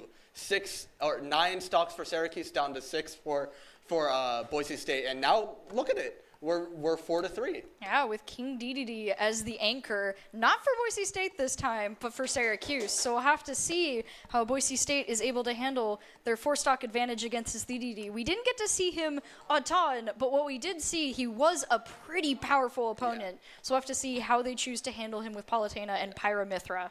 I think that'll be interesting. I haven't really seen Pyramithra a lot with DDD. Yeah. I can see it being really good in some scenarios, but with those Gordos, I don't know. That's going to be interesting. He can take big advantage because of how many jumps he has of Mithra's bad recovery. Yeah, with the Pyramithra bad recovery, it will not be a game of recovery if we get to that round. We'll have to see if Dr. Schmungus is going to take Palutena and just try his best to win the recovery game against DDD, which will be really interesting. And there's a bit of irony here. BSU is the one used to King DDD walking in and being their savior. Anchor, yeah. Meanwhile, Syracuse is placing their bet for this part of the set on King DDD. Yeah, for Syracuse, this is their chance to get the best of 3 done and over with immediately. So having the anchor as King DDD, we'll have to see how that goes. Though, with Boise State being so familiar with DDD, I feel like they're not going to be like scared necessarily of the potential because they're very comfortable with it, but just the skill of the player and how to work around it. We didn't get to see a ton, but we did get to see he knows those Gordos just like Leodog does. Yeah. And as we've been talking about, those are really just the killer with DDD. They add so much randomness, I feel like, to the match, which is something you don't get a lot with Smash Bros. Like, it's not that like you get the randomness from the player choice. Yeah. But a lot of the attacks work the same way for the most part with every character. They do a certain distance, a certain amount of damage. They're precise. They're very, very precise. But when you add that little bit of randomness, like a Gordo that will bounce differently based on where it lands, how many times it's bounced already, and what the weird little angle. I mean, you mentioned it multiple times, just little weird interactions with the environment. So the thing, I've seen so many stocks lost from just a Gordo that bounced away you'd never guess it was going to bounce. And we're going to get right into the next match. Palutena resetting, going to bring themselves down to 1 stock. It's going to be an uphill battle for Boise State in this round. We're going to emote to prepare. We get started. Gordo's already flying, but those ranged attacks are going to try and fend them off as much as possible. Projectiles are the key to fending them away. Speaking of projectiles, DD, a small function on his grab is that he can actually eat other projectiles with it. Which is a fun thing to see here, and we can already see it is truly the battle of projectiles this time around. Boise State going in, trying to knock DDD off the ledge here, getting control of that ledge as best as possible. 64% on Syracuse here to Boise State's 22. Just zoning him out. We don't want DDD anywhere near us. Either chip that shield or get that damage with Gordo. Gordo is not a solution for DDD right now. That's a big problem for the character. Yeah, DDD at 102%. Boise State, just totally comfortable firing off the ranged attacks. Ooh, gets a nice attack off there. Might gain some momentum. Denied the Gordo, though. Oh, gets a throw there. Oh, into an explosion. 128%. And he's still alive. The Gordo knockback actually there. A little bit of a nerd thing, but he lived because of the Gordo. Yeah, which is a great way to stay and hang on. He is trying his best to hang on here. Boise State just looking for their opening. Pelting over and over. Gonna knock him offside there. Boise State very comfortable. Takes the stock 2-1 here. Boise State. And it's not even scary. This could go another stock, even another 2. Maybe tie up the set. No, that teleport. Yeah, you can see, very comfortable for Boise State. They're trying their best to stay in the middle, not let Gordos run them away. But Syracuse able to get some momentum, get the advantage a little bit here, controlling the ledge. Boise State not going to let that happen for long. Blocks the Gordo with a nice shot there, too. Yeah. And we're off of the ledge. That's the biggest, the most important thing. DDD wants to trap you there and make you either guess between a grab or a strike. Yeah, 102% on Boise State to 11% on DDD. Both chilling in middle, just shielding and using range. As soon as I say that, though, go right into there. Oh, wow. That just takes that to the bank. He gets so much more time to live, not punished there for that up beat. Yeah, 54 to 102. Syracuse was able to bring up Volcano all this way, but it's been really stalled by some good middle ground game from Boise State, dodging around attacks, trying really hard to get him off ledge, gets that opportunity. The Gordo sticks, keeps Politano away from the ledge. Isn't able to get through the ledge guard here. Knocks him offside again, though. Yeah, wow. Very important. Loud audience here for that. Caster curse as soon as I said the ledge guard didn't go through. He gets knocked off. Boise State brings it 1-1, sitting at 121 though. Yeah, it's the stray Gordo game. I was just about to say a stray Gordo could knock out the stock, and as we see, once you get 130% and you're a light character, that Gordo, when you're off ledge, you're gonna get completely knocked off. But with that, Syracuse has now been put in a hard position with Boise State getting to sit comfortably at 3 stocks in this next round, and Syracuse sitting at 1 stock. DDD versus Pyramithra, most likely, unless Gokis chooses to change characters. The name of the game is to not get cheesed. That's the big thing. You can't just lose a random stock to recovery, to a random command grab. Or else that's the only way Syracuse really wins this, unless they're just so much better than Gokis. Yeah, the big thing right now will be King DDD just maximizing Gordo potential against this sort of character. I mean, as we've talked about, a big thing that we haven't gotten to fully notice just because we haven't seen DDD go up against characters that don't have ranged abilities, but because Pyramithra don't, we're going to see it a lot. The Gordos become really hard to deal with. When you can't just snipe them from wherever you are, just get them away before they even get near you, you then have to deal with them as they get to you, and that allows the DDD player to gain space, push you where they want to push you, or just kind of stall you out. You can't really activate and counterattack when there's a Gordo going straight into your face that could knock you off the ledge. Yeah. And the discussion from the players here, just all saying their piece. They've mostly all played the DDD, so they're telling Gokis what their thoughts are. It's pretty important, in my opinion. Yeah, trying to get good strategy going forward. That is one of the most important parts about crew battles. Not only is it a test of skill, but it is a test of information. I mean, as we were talking about, when you can change characters, you can change the orders. That first match is really about just learning who is how people play and what they're comfortable with and just kind of their general threat levels. But then second match, although you know that, you start to go into the dark again because you don't know if who's the anchor is going to change. I mean, we guessed that the Yoshi might go first just for momentum's sake, and they did. Yeah. And that, if you're not thinking about that, can be devastating. Luckily, though, for Boise State, they were able to get some really good Joker. reads in, and we're going to see a swap not go to Pyramithra, go instead to Joker, which does have some ranged attacks. He can't get teased as much, which is really important. He has a lot better recovery and move, like ability to move, which against a DDD is a great thing to have. And Arsene as well will be great for some damage potential. Oh, okay, it's fine. You can already see we're going in. The big thing, in my opinion, for Joker, other than that survivability, is his neutral beat gun. It is arguably the best anti-Gordo tool in the game. Or one of them. It sends Gordo back even though it does like 2%. Yeah, which is a great thing to have when you don't need much to knock the Gordo off. And we can already see starting to bring the percentage up similar. 42, 43 on the DDD with 56% on Joker, and he's already really close to And the Arsene. stage is also interesting for Joker. It's way better than PS2 would be. Pokemon Stadium is the stage we see a lot. Yep. Arsene is activated. Joker's going to have some much more powerful abilities already. He's just not letting DDD get near him. Which is, that's what Gokis wants. He just wants DDD to get shipped out, take a lot of damage before he swipes in for the match. Yeah, and with 3 stocks to work with, he's got plenty of room to mess around. We can see he's going for the ledge, tries to knock him off, but Syracuse is able to get past him. 127% on that DDD, though. It's going to be very hard for him to get any good opportunities on this Joker. As we can see, he's just trying his best to control the ledge, keep him on his toes. And now, I mean, he's got great recovery, so this ledge, although it's a little dangerous, it is still pretty easy for him to get back. We can see that. But Syracuse doesn't want to let him off the ledge right now, just keeping up the pressure with the Gordos. Knocks him out, takes a stock, 2 to 1. 137.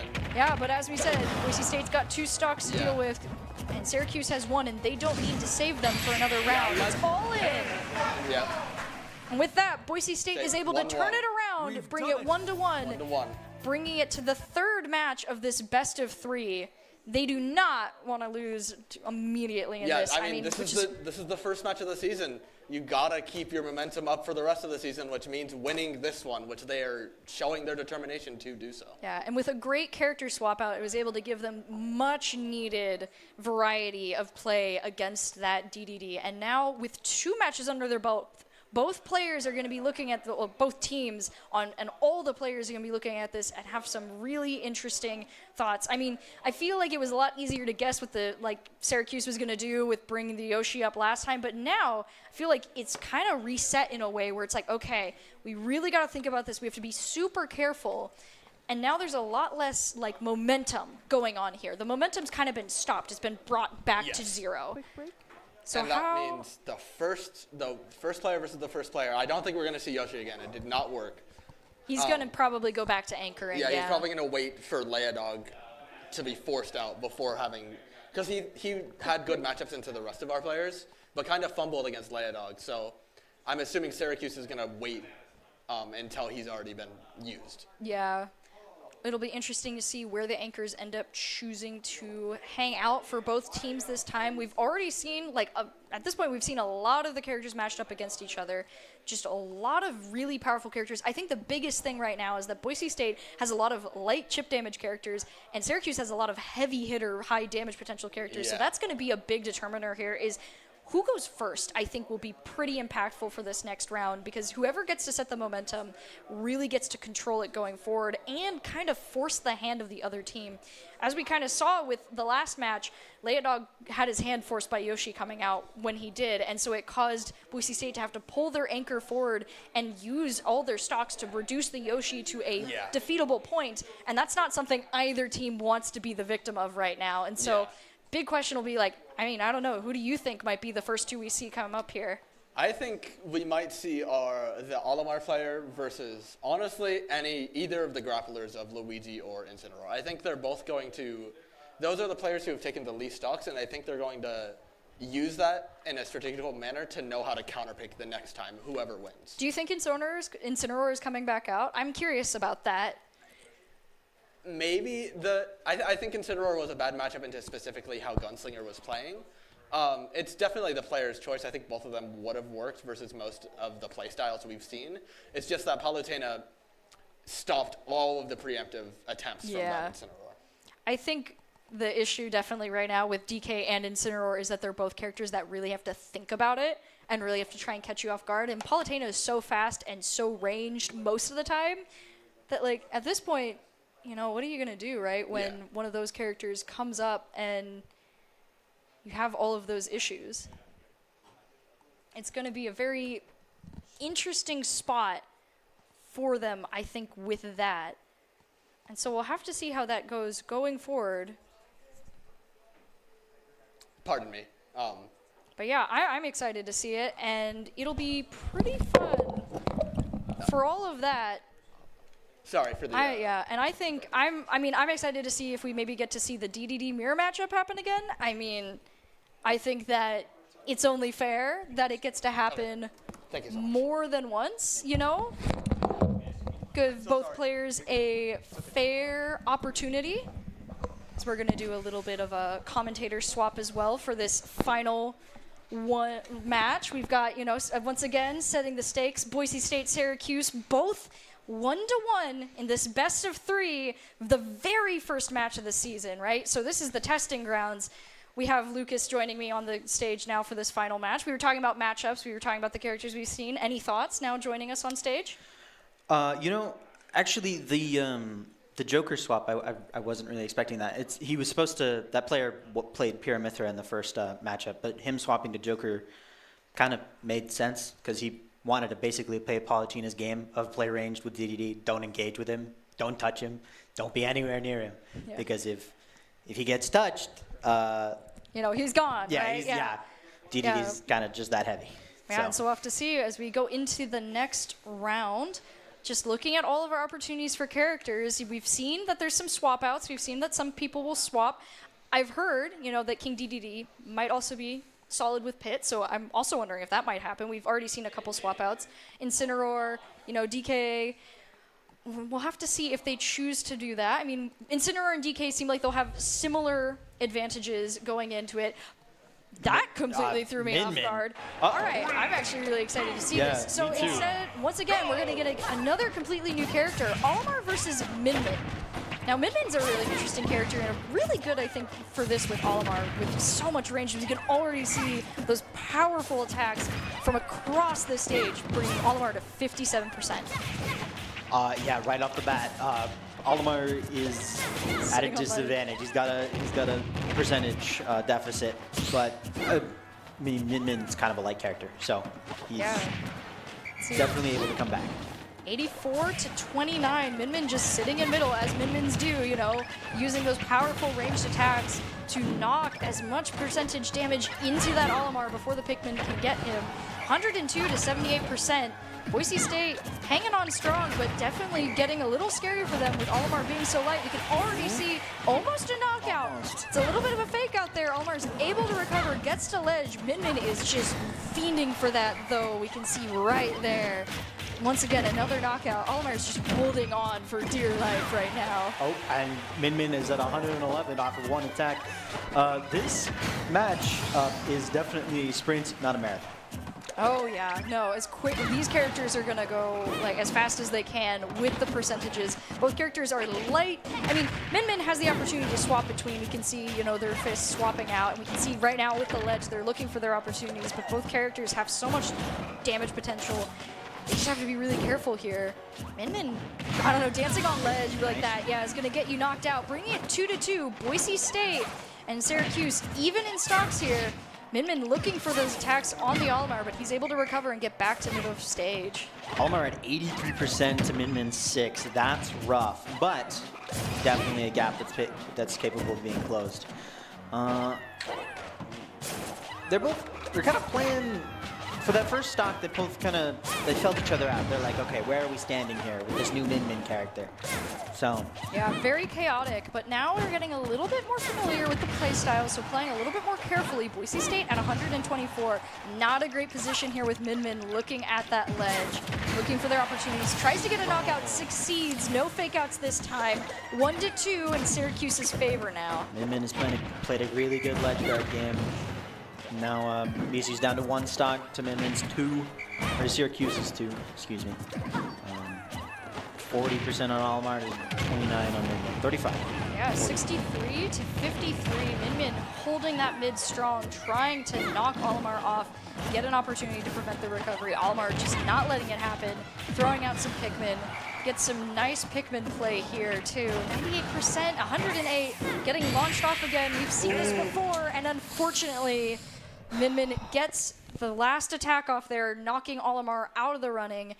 However, did lose a stock. Yeah. So, unfortunately, Olimar's a very light character, and Min Min hits heavy. So we can see something. Yeah, Min Min's a really fun character. I'm actually excited. I love Min Min. I think she's really cool. Game she comes from didn't do that great. You know, Arms had a really great concept. You know, all the characters have springy arms, and they launch their attacks at each other from super far away. And they all have like these different fist combinations. So like they're like the different boxing gloves that they use all have different ones. Min Min has very versatile options in kind of the boomerang, the dragon, and then the really just like the massive ball. And so like each of them are different speed and tempos and have different effects. Like the dragon is kind of the medium. You throw it out, you can hold it, and if you do, it'll stay in place and it'll shoot out a beam, which is a very fun attack. It's great for knockouts. You've got the boomerang, which when you complete the attack, it does a little spin outwards. And then finally, the heavy ball, it's the slowest, but it hurts if you get hit by it. And so not only does it change how like their side Bs go out, but it also changes their ability to hit like their all of their air attacks. Their air attacks have different speeds based on it. So it's a very interesting character. And of course, as I mentioned in the match, Min Min likes to sit middle because they have the longest melee range in the game. I mean, you saw it from middle hitting to ledge. yeah, and from ledge to practically the edge of the screen. Yeah, you're basically just going to knock someone across. I mean, if you hit someone with the attack and could slide them to the knockout zone, you'd basically be in the knockout zone. You're basically guaranteed. Yeah. Which, unfortunately for Olimar, happened. Yeah, that is the issue, like the biggest struggle for light characters, which has just been the struggle of this match so far, is just light characters going into characters with massive damage and knockout potential. But now, Min Min being a completely new character, Boise State has to choose how they're going to handle this character. What do you think might be the pick? For Min Min, I see a Meta Knight change. I do see that Meta Knight change from Joker. Honestly, I kind of don't think BSU should pull out Leodog's DDD. I don't think that's the play here. He's done all right against Min Min's, but definitely I would say the anchor this time around. Yeah, especially against their Yoshi. He's very capable of like going toe to toe. So maybe Palutena, just because Schmungus has been very capable of playing around attacks. He's very good at dodging them. He's very good at making sure that he's not within range, which could be an issue with Min Min, especially because Min Min just is the arena. It's like, where can you get hit from? Yes. Anywhere. And Min Min's not a particularly light character. She's not particularly heavy, but she's not easy to get off the field. We didn't really see her recovery, but she kind of just can grab the ledge. But it looks like we're going to be going in with Meta Knight, who also has some really good meta, like good recovery and mobility. So this will be an interesting matchup. Two completely new characters we haven't really seen a lot of. Going into it, we're going to do our stock reset. Syracuse starting with 2, Boise State starting with 3, and we'll get into the match. Let's get started. I actually haven't seen a Meta Knight in a long time. It has been a very long time since I've seen Meta Knight play, and we can already see, though, Syracuse using the advantage of the range to get 34% right off the bat on Meta Knight. Which is sort of interesting because Min Min wants you to stay away from her, and Meta Knight does not. He's got to be in your face. He's not in your face. He's not in. Yeah, but he's got some really nice recovery. We can already see that in play. He's able to get off the ledge, not really worry about it too much. He's trying to keep Min Min on edge, but she's also got some good recovery herself. So it's going to be interesting to see how this goes. Both playing the ledge, 56 to 44, staying pretty close so far. Pretty clean ledge guarding from Meta Knight, but Min Min might be coming back into the middle. Yep, there it is. Min Min's back to middle where she wants to be. Oh, she's back off the ledge. Nice. Pretty even on percentages, 77 on Min Min and 73 from Meta Knight.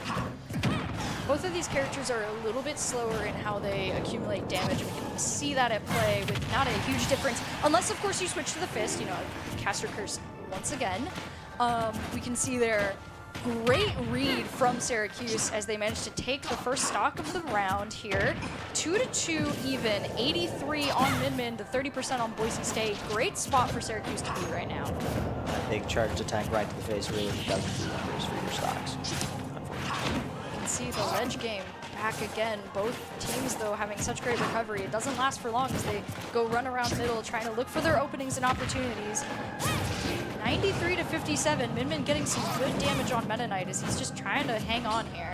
Good shields from both players, mitigating a lot of damage, but Meta Knight's letting a little bit of it slip through the cracks, and eventually a little bit becomes a lot with Meta Knight hitting 103%. Yeah, 103-93. That knockout's gonna come fast as Syracuse takes the advantage 2-1.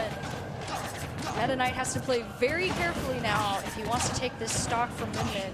It's not impossible. 98% is a great spot for Meta Knight. Just issue is the chip damage and the recovery here, which you already can see. He's trying to get in close. Min is not letting it happen and hits the dragon. Meta Knight did gave Min a lot of opportunities to play the long game, and by long I mean distance. Oh yeah. Unfortunately for Meta Knight, just this short range is not going to make it easy going into the Min. We could see that very plainly there. Just he tried to get in, and like he had some really good attacks once he was able to get close, but just Min doesn't like being right next to you, and so that character just prioritizes moving away, and we could see Syracuse doing that, backing off, staying back, not letting it happen. And with that, Boise State is kind of in a similar spot to where they were previously. 6 stocks to... honestly, it's actually one of the biggest leads at this point. Only losing 1 stock on this Min. I noticed that that's actually the King DDD player too, so that's really impressive right now from Syracuse. They're going to have a really hard time here crawling back, but we've got Palutena and we've got King DDD, some of the biggest stock takers so far in the game for Boise State. So the question will be how good they're able to get in and take out this Min and then take out the Yoshi and the Luigi. I mean, it's a lot so far, so I'm curious to see who they're going to pick. I mean, I think King DDD might still be the anchor, but just depends on the matchups. Yeah, I think...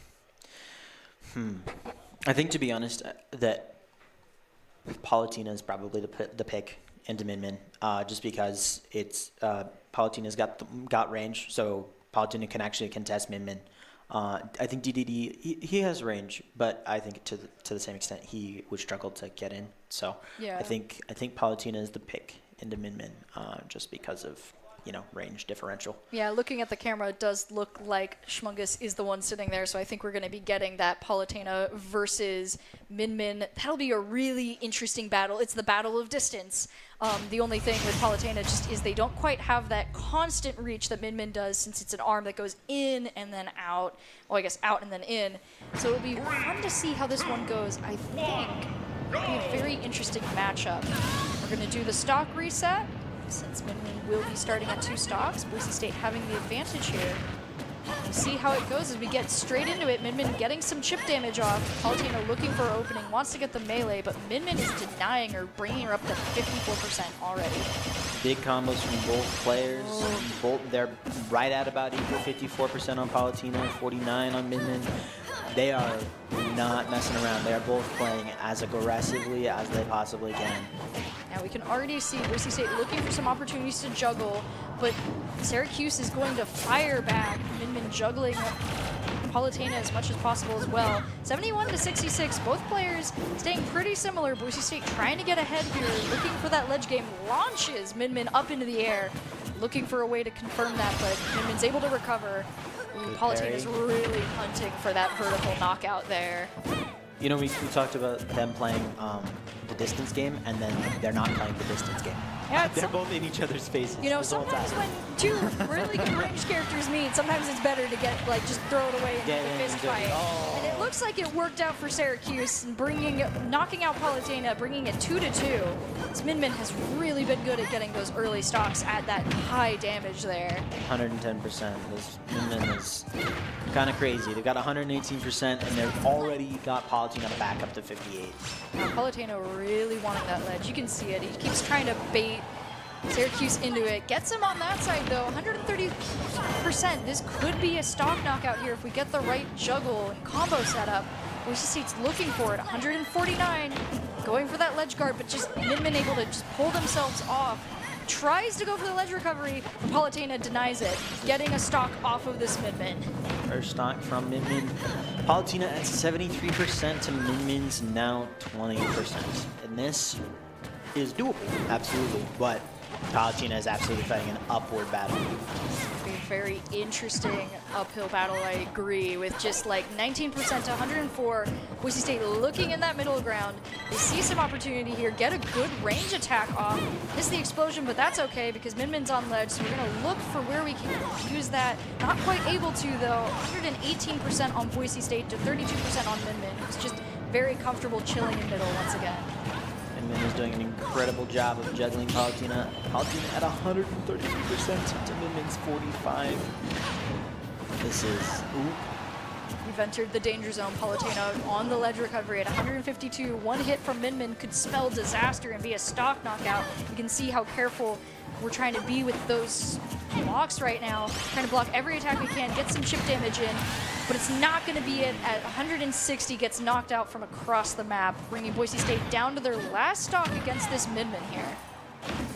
yeah, this Midman's doing pretty well, but they're at 70% to Palatena's 6, and they're both at 1 stock. And it's looking a lot closer than I originally thought it might be.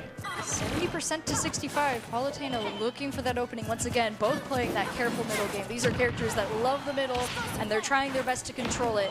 We're going to get on the ledge, but Boise State not able to capitalize on that ledge there. 85 to 65. Boise State trying to look for a knockout.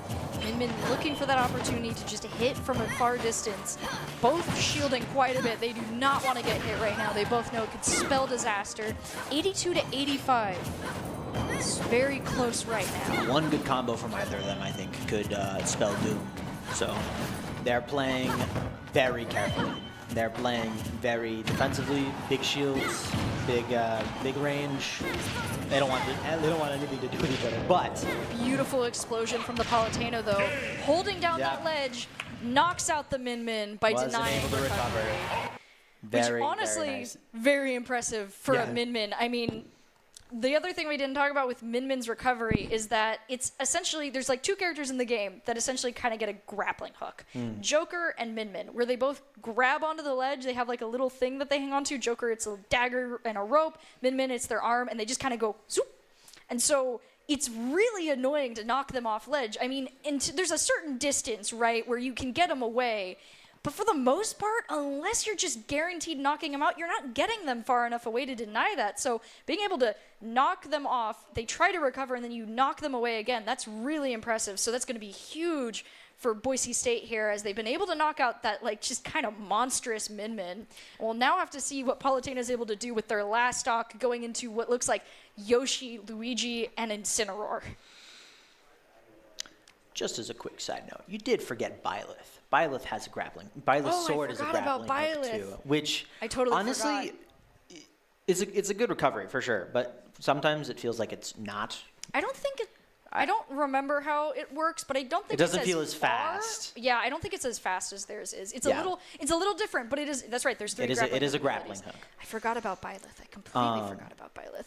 But yeah, we've got 4 stocks for BSU versus Syracuse's 9, which is Yeah, and luckily for me, who forgot about Byleth, that's not any of the characters that are currently on the roster. So the question is, who does Syracuse gonna play into Palatena? My bet is Incineroar, because with 1 stock left, Incineroar having 3, you don't want to necessarily push any of your really, really strong players in. Incineroar has 3 stocks, has kind of shown did not do the best up against Palatena, but the question is, do you want to save do you want to deal with that now, with the chance that Incineroar with the 3-1 advantage can knock out Palatena, or risk your really, really strong characters who have shown really well against DDD? To be honest, I can see where you're coming from, but me personally, I think they just send Yoshi?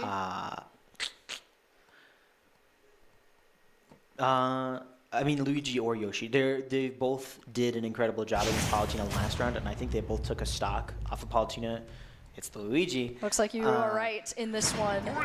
While Incineroar struggled, I don't remember if Incineroar actually took a stock off of Palutena when they fought. I could be wrong on that, though. So, Well, we'll have to see how this turns out. Luigi versus Palutena for the third time.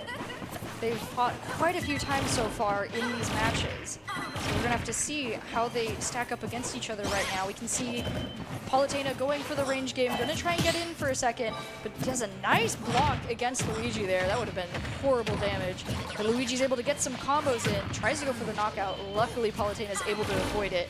And we're sitting around 60-71% going into the ledge game for the first time this round. ledge game is looking a little dicey for Palutena at 90% already. We are 45 seconds into the match, and yeah, it's looking rough for Palutena unless Palutena can start playing either a more aggressive, don't let Luigi play the game, or stay far away from Luigi. It's looking a little rough. 122% on Palutena. I like the don't let them play the game. That is a very Palutena way to do it, and we can see he's looking for that. He's trying to look for that opportunity, but Luigi is just shielding as much as he can, avoiding some massive attacks, and knocks Palutena to the side. We're at 141%. Ooh, dangerous ledge game. Luigi gets one nice attack off, and Palutena could be launched. It could be an opportunity for Boise State here to get a stock off of Luigi as well. You can see both of them looking for that opportunity. 155% to 72. Palutena goes for the combo, tries to get an explosion. Luigi avoids it, but isn't able to keep the recovery and loses a stock. Luigi's recovery is a little rough. It is not as Versatile. it is not as much verticality. Ooh, big grab, 171 Oh, 171 to 0. I mean, This is pretty high for Palutena. to be fair, Palutena already took a stock, so that's good. That's a good thing. That's what Boise State wants, but technically he's done his job. But what if we get another? But what That's if- what Boise State is yeah. looking for right now. 13 to 171. This is crazy high for Palutena, and they know it, so they're going to use all of those range attacks, as many explosions as possible. 61% on Luigi, shields the next explosion, does not want to get hit by that. And both characters trying their best. Great dodge of that attack. the side attack from Luigi that he usually uses for recovery. Interesting. It would have been it would have been a knockout on Palutena if they had hit, but he's able to get it. Knocks him out of the running, but he did lose a stock going into this final character for Boise State. We've now got 3 stocks on Boise State. 5 for Syracuse. No, there's a third character, and Sinner's still in. Min took You're right. all of the characters. No, you're right. For some reason, I thought it was just Luigi and Yoshi left, but you're right. I can't do math, so it took me a second. 7 stocks. There we go. Leia Dog has to do 8. There's 8 stocks.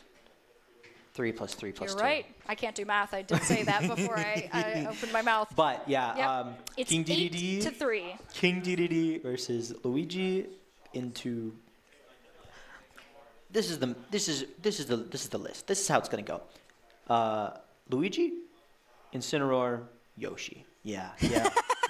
I'm thinking Luigi, Incineroar, Yoshi. I think they're like, let's put the Incineroar in. Let's let him play the video game. We don't have to put our Yoshi in. Incineroar's got it. I mean, as we've been talking about, Leia Dog and the Yoshi are most likely going to be the anchors for this match. And with the variability of every match, every character that can try and get a stock off of the last character of a team, which, at this point, when you have a 5 stock advantage, 8 to 3, whatever you can do matters. Every stock you can take is important. And when someone else only has 3 stocks to work with, they have to be so careful of what's happening. I mean, every mistake is monumental. Every choice you make is a huge, like, either success or defeat. And so Boise State has to be very careful here. They do have the benefit right now, though, of the fact that Luigi is starting at 2 stocks, and as we've seen many times before, that can be devastating for a match. So let's get into it.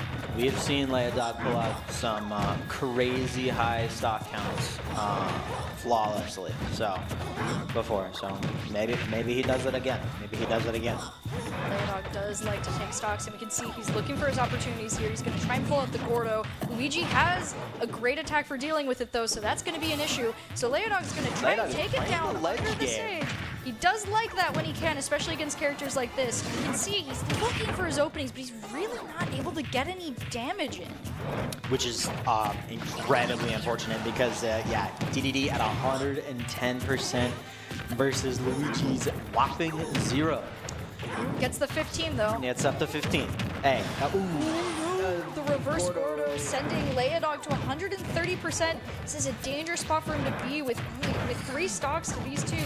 Luigi paying it insanely carefully right now. He knows that he has the comfort room that Leodog doesn't. He wants him to make as many mistakes as possible and get him as high a percentage as possible in this match. Yeah.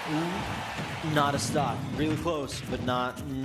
Yeah, DDD's going to hang on. He's a heavy character. He doesn't quite go down yet, but 162 is pretty dangerous. That's a lot. One good combo from Luigi, and it is all over from... You can see he's trying. Leodog's going to hang on, though. Any vertical attacks are going to take a little bit more damage before they'll knock him out. He's gotten to 41%. He's looking for the opportunity. Gets him with the Gordo. He's going to go for the ledge.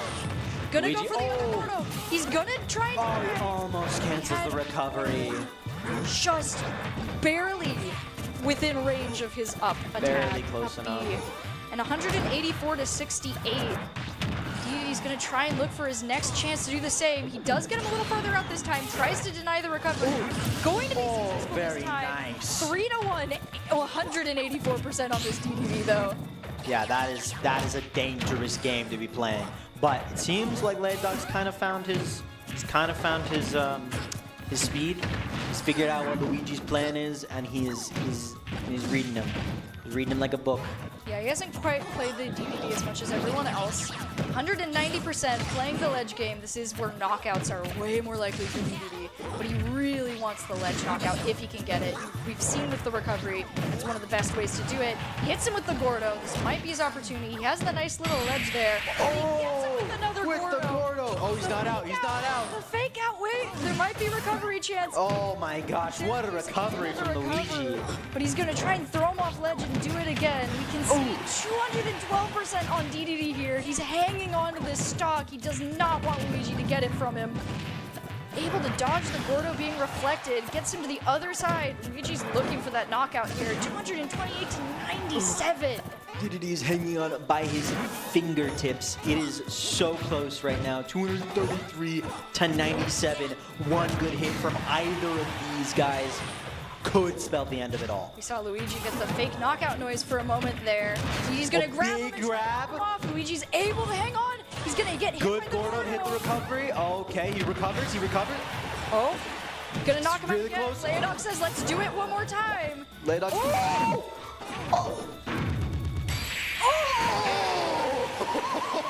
Oh! My goodness. Leodog at 233%, and he clutches it out. That It's stomp, flawless. that stomp gave me a heart attack. Me too. I was like, it's over. It's over for Leodog. He's not gonna going lose the flawless. stock. It's okay. He's I mean, he's got 2 more, and Luigi absolutely can't take all 3 of them. But that's a whole stock that he does. That's a whole another stock that he just doesn't have for the next 2 people. By the way, 2 more people. He's got 6 more stocks to go through, and he's got 3 stocks. So. All right, we're putting the glasses back on. I need to pay more attention. My goodness. With that, Leodog was able to take that crazy Luigi out, bringing it 6-3. Taking out 2 stocks. He's down 2 stocks on the opposing team. 3 stocks left. That's a really, really, really good spot to be in for Leodog right now. It's doable.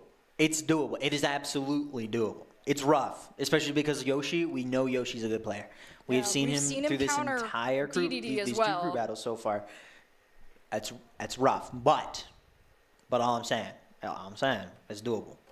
It's not impossible, especially for an anchor, where your whole goal is to be the guy who can take out multiple characters in a row. So we'll have to see if Leodog will be able to clutch this for Boise State, or if Syracuse will be able to take this out. The Incineroar changed to K. Rool. Oh, okay. The battle of the heavies. Big boy versus big boy. I do think this makes sense. You know, I've seen a lot of K rules go up against DDD, and they do have the benefit of a solid ranged attack against the Gordos. It could be the battle of stamina, but we'll have to see if he can handle Leodog's just intense playing. He does not want to give ground. We can already see it going through. Leodog is giving K. Rool no time at all. 105%, and we are 20 seconds in on K. Rool. 60% on DDD. Okay, this is lots of damage really early. One of the challenges will be for Leodog, though, is just how tanky K. Rool is. He is a tanky character. Oh no, that's a...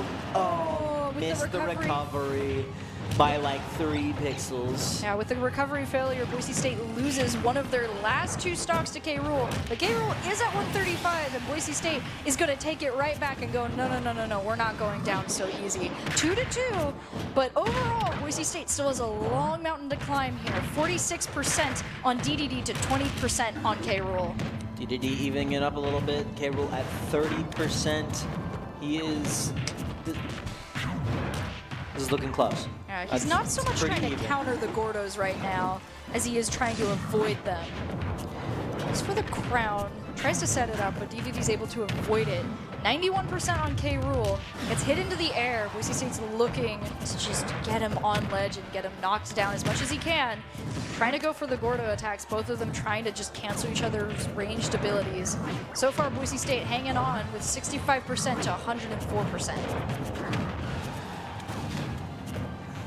Yeah, I mean they're doing cannonball big Gordo battles. K. Rool is throwing his boomerang crown.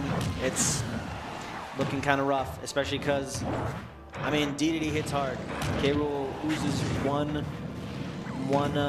trade and it's over for his stock. And especially if he sits there and just takes the Gordo to the face on the ledge. With a great attack on, I love when people get to use the stage to knock people downwards. You can see K. Rool loses a stock. Boise State 2-1 right now, 83% on DDD. He's still pretty comfortable and already making headway on this next stock, bringing K. Rool to 44%. We can see that Leodog just intense focus right now, trying his best to get these combos, but he gets stunned. With that stun, just an instant stock loss there. Boise State now at their very last stock. Very unfortunate for Boise State here. Now need 1-1, cannot lose this stock. This is the last stock. This is doable, okay? K. Rool is at 71% to DDD's 21. Leodog just has to play it smart here. Make sure he's not taking unnecessary damage and taking really good trades. This K. Rool is, and that's a stock. But what I was gonna say was this K. Rool seems pretty good at actually using his heavy armor to just kind of ignore DDD attacks. Yeah, King K. Rool is really great at just nullifying powerful stuff with his belly. Though if it breaks, he's done. But he didn't let that happen.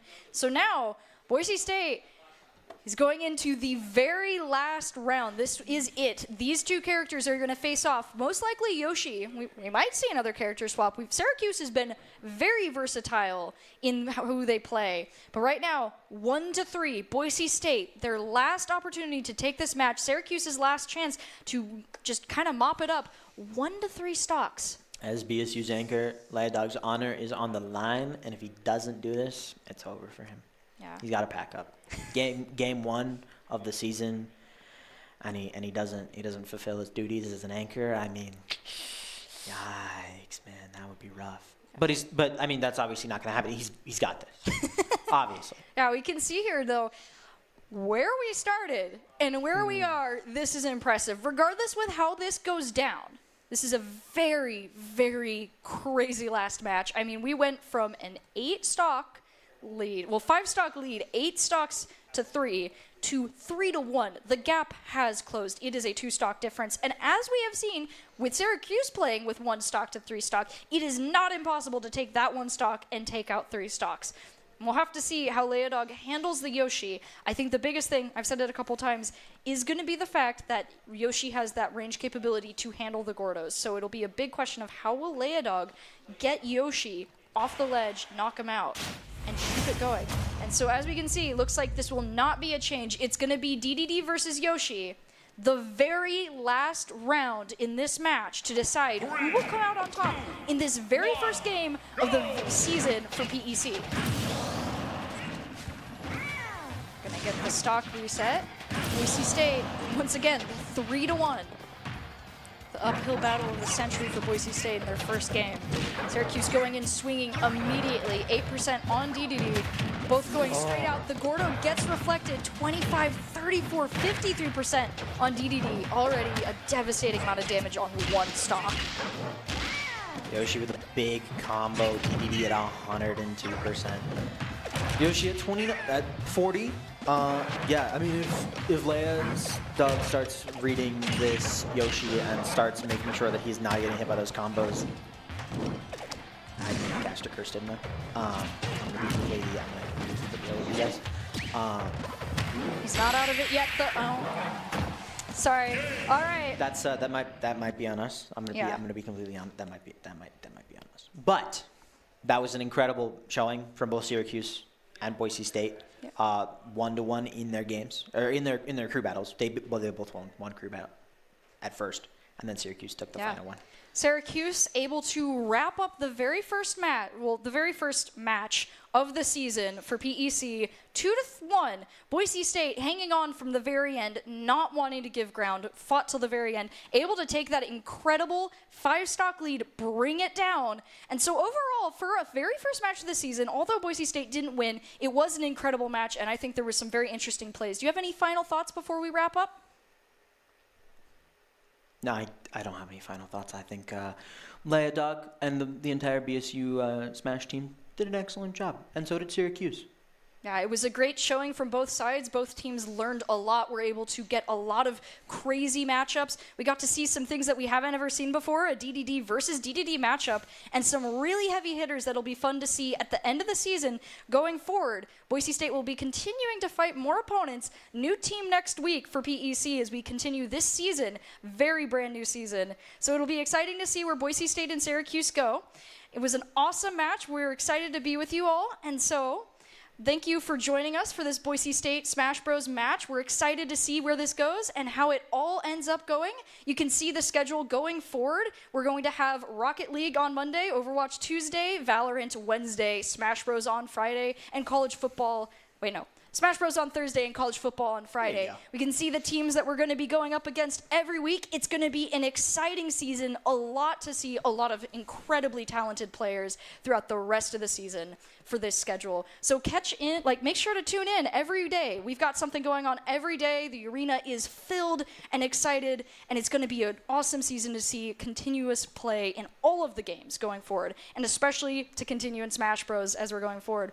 But yeah, that's it for us tonight. It was an awesome showing. Thank you for joining us for this Super Smash Bros. Boise State very first season match. Have a great night and enjoy the rest of your day.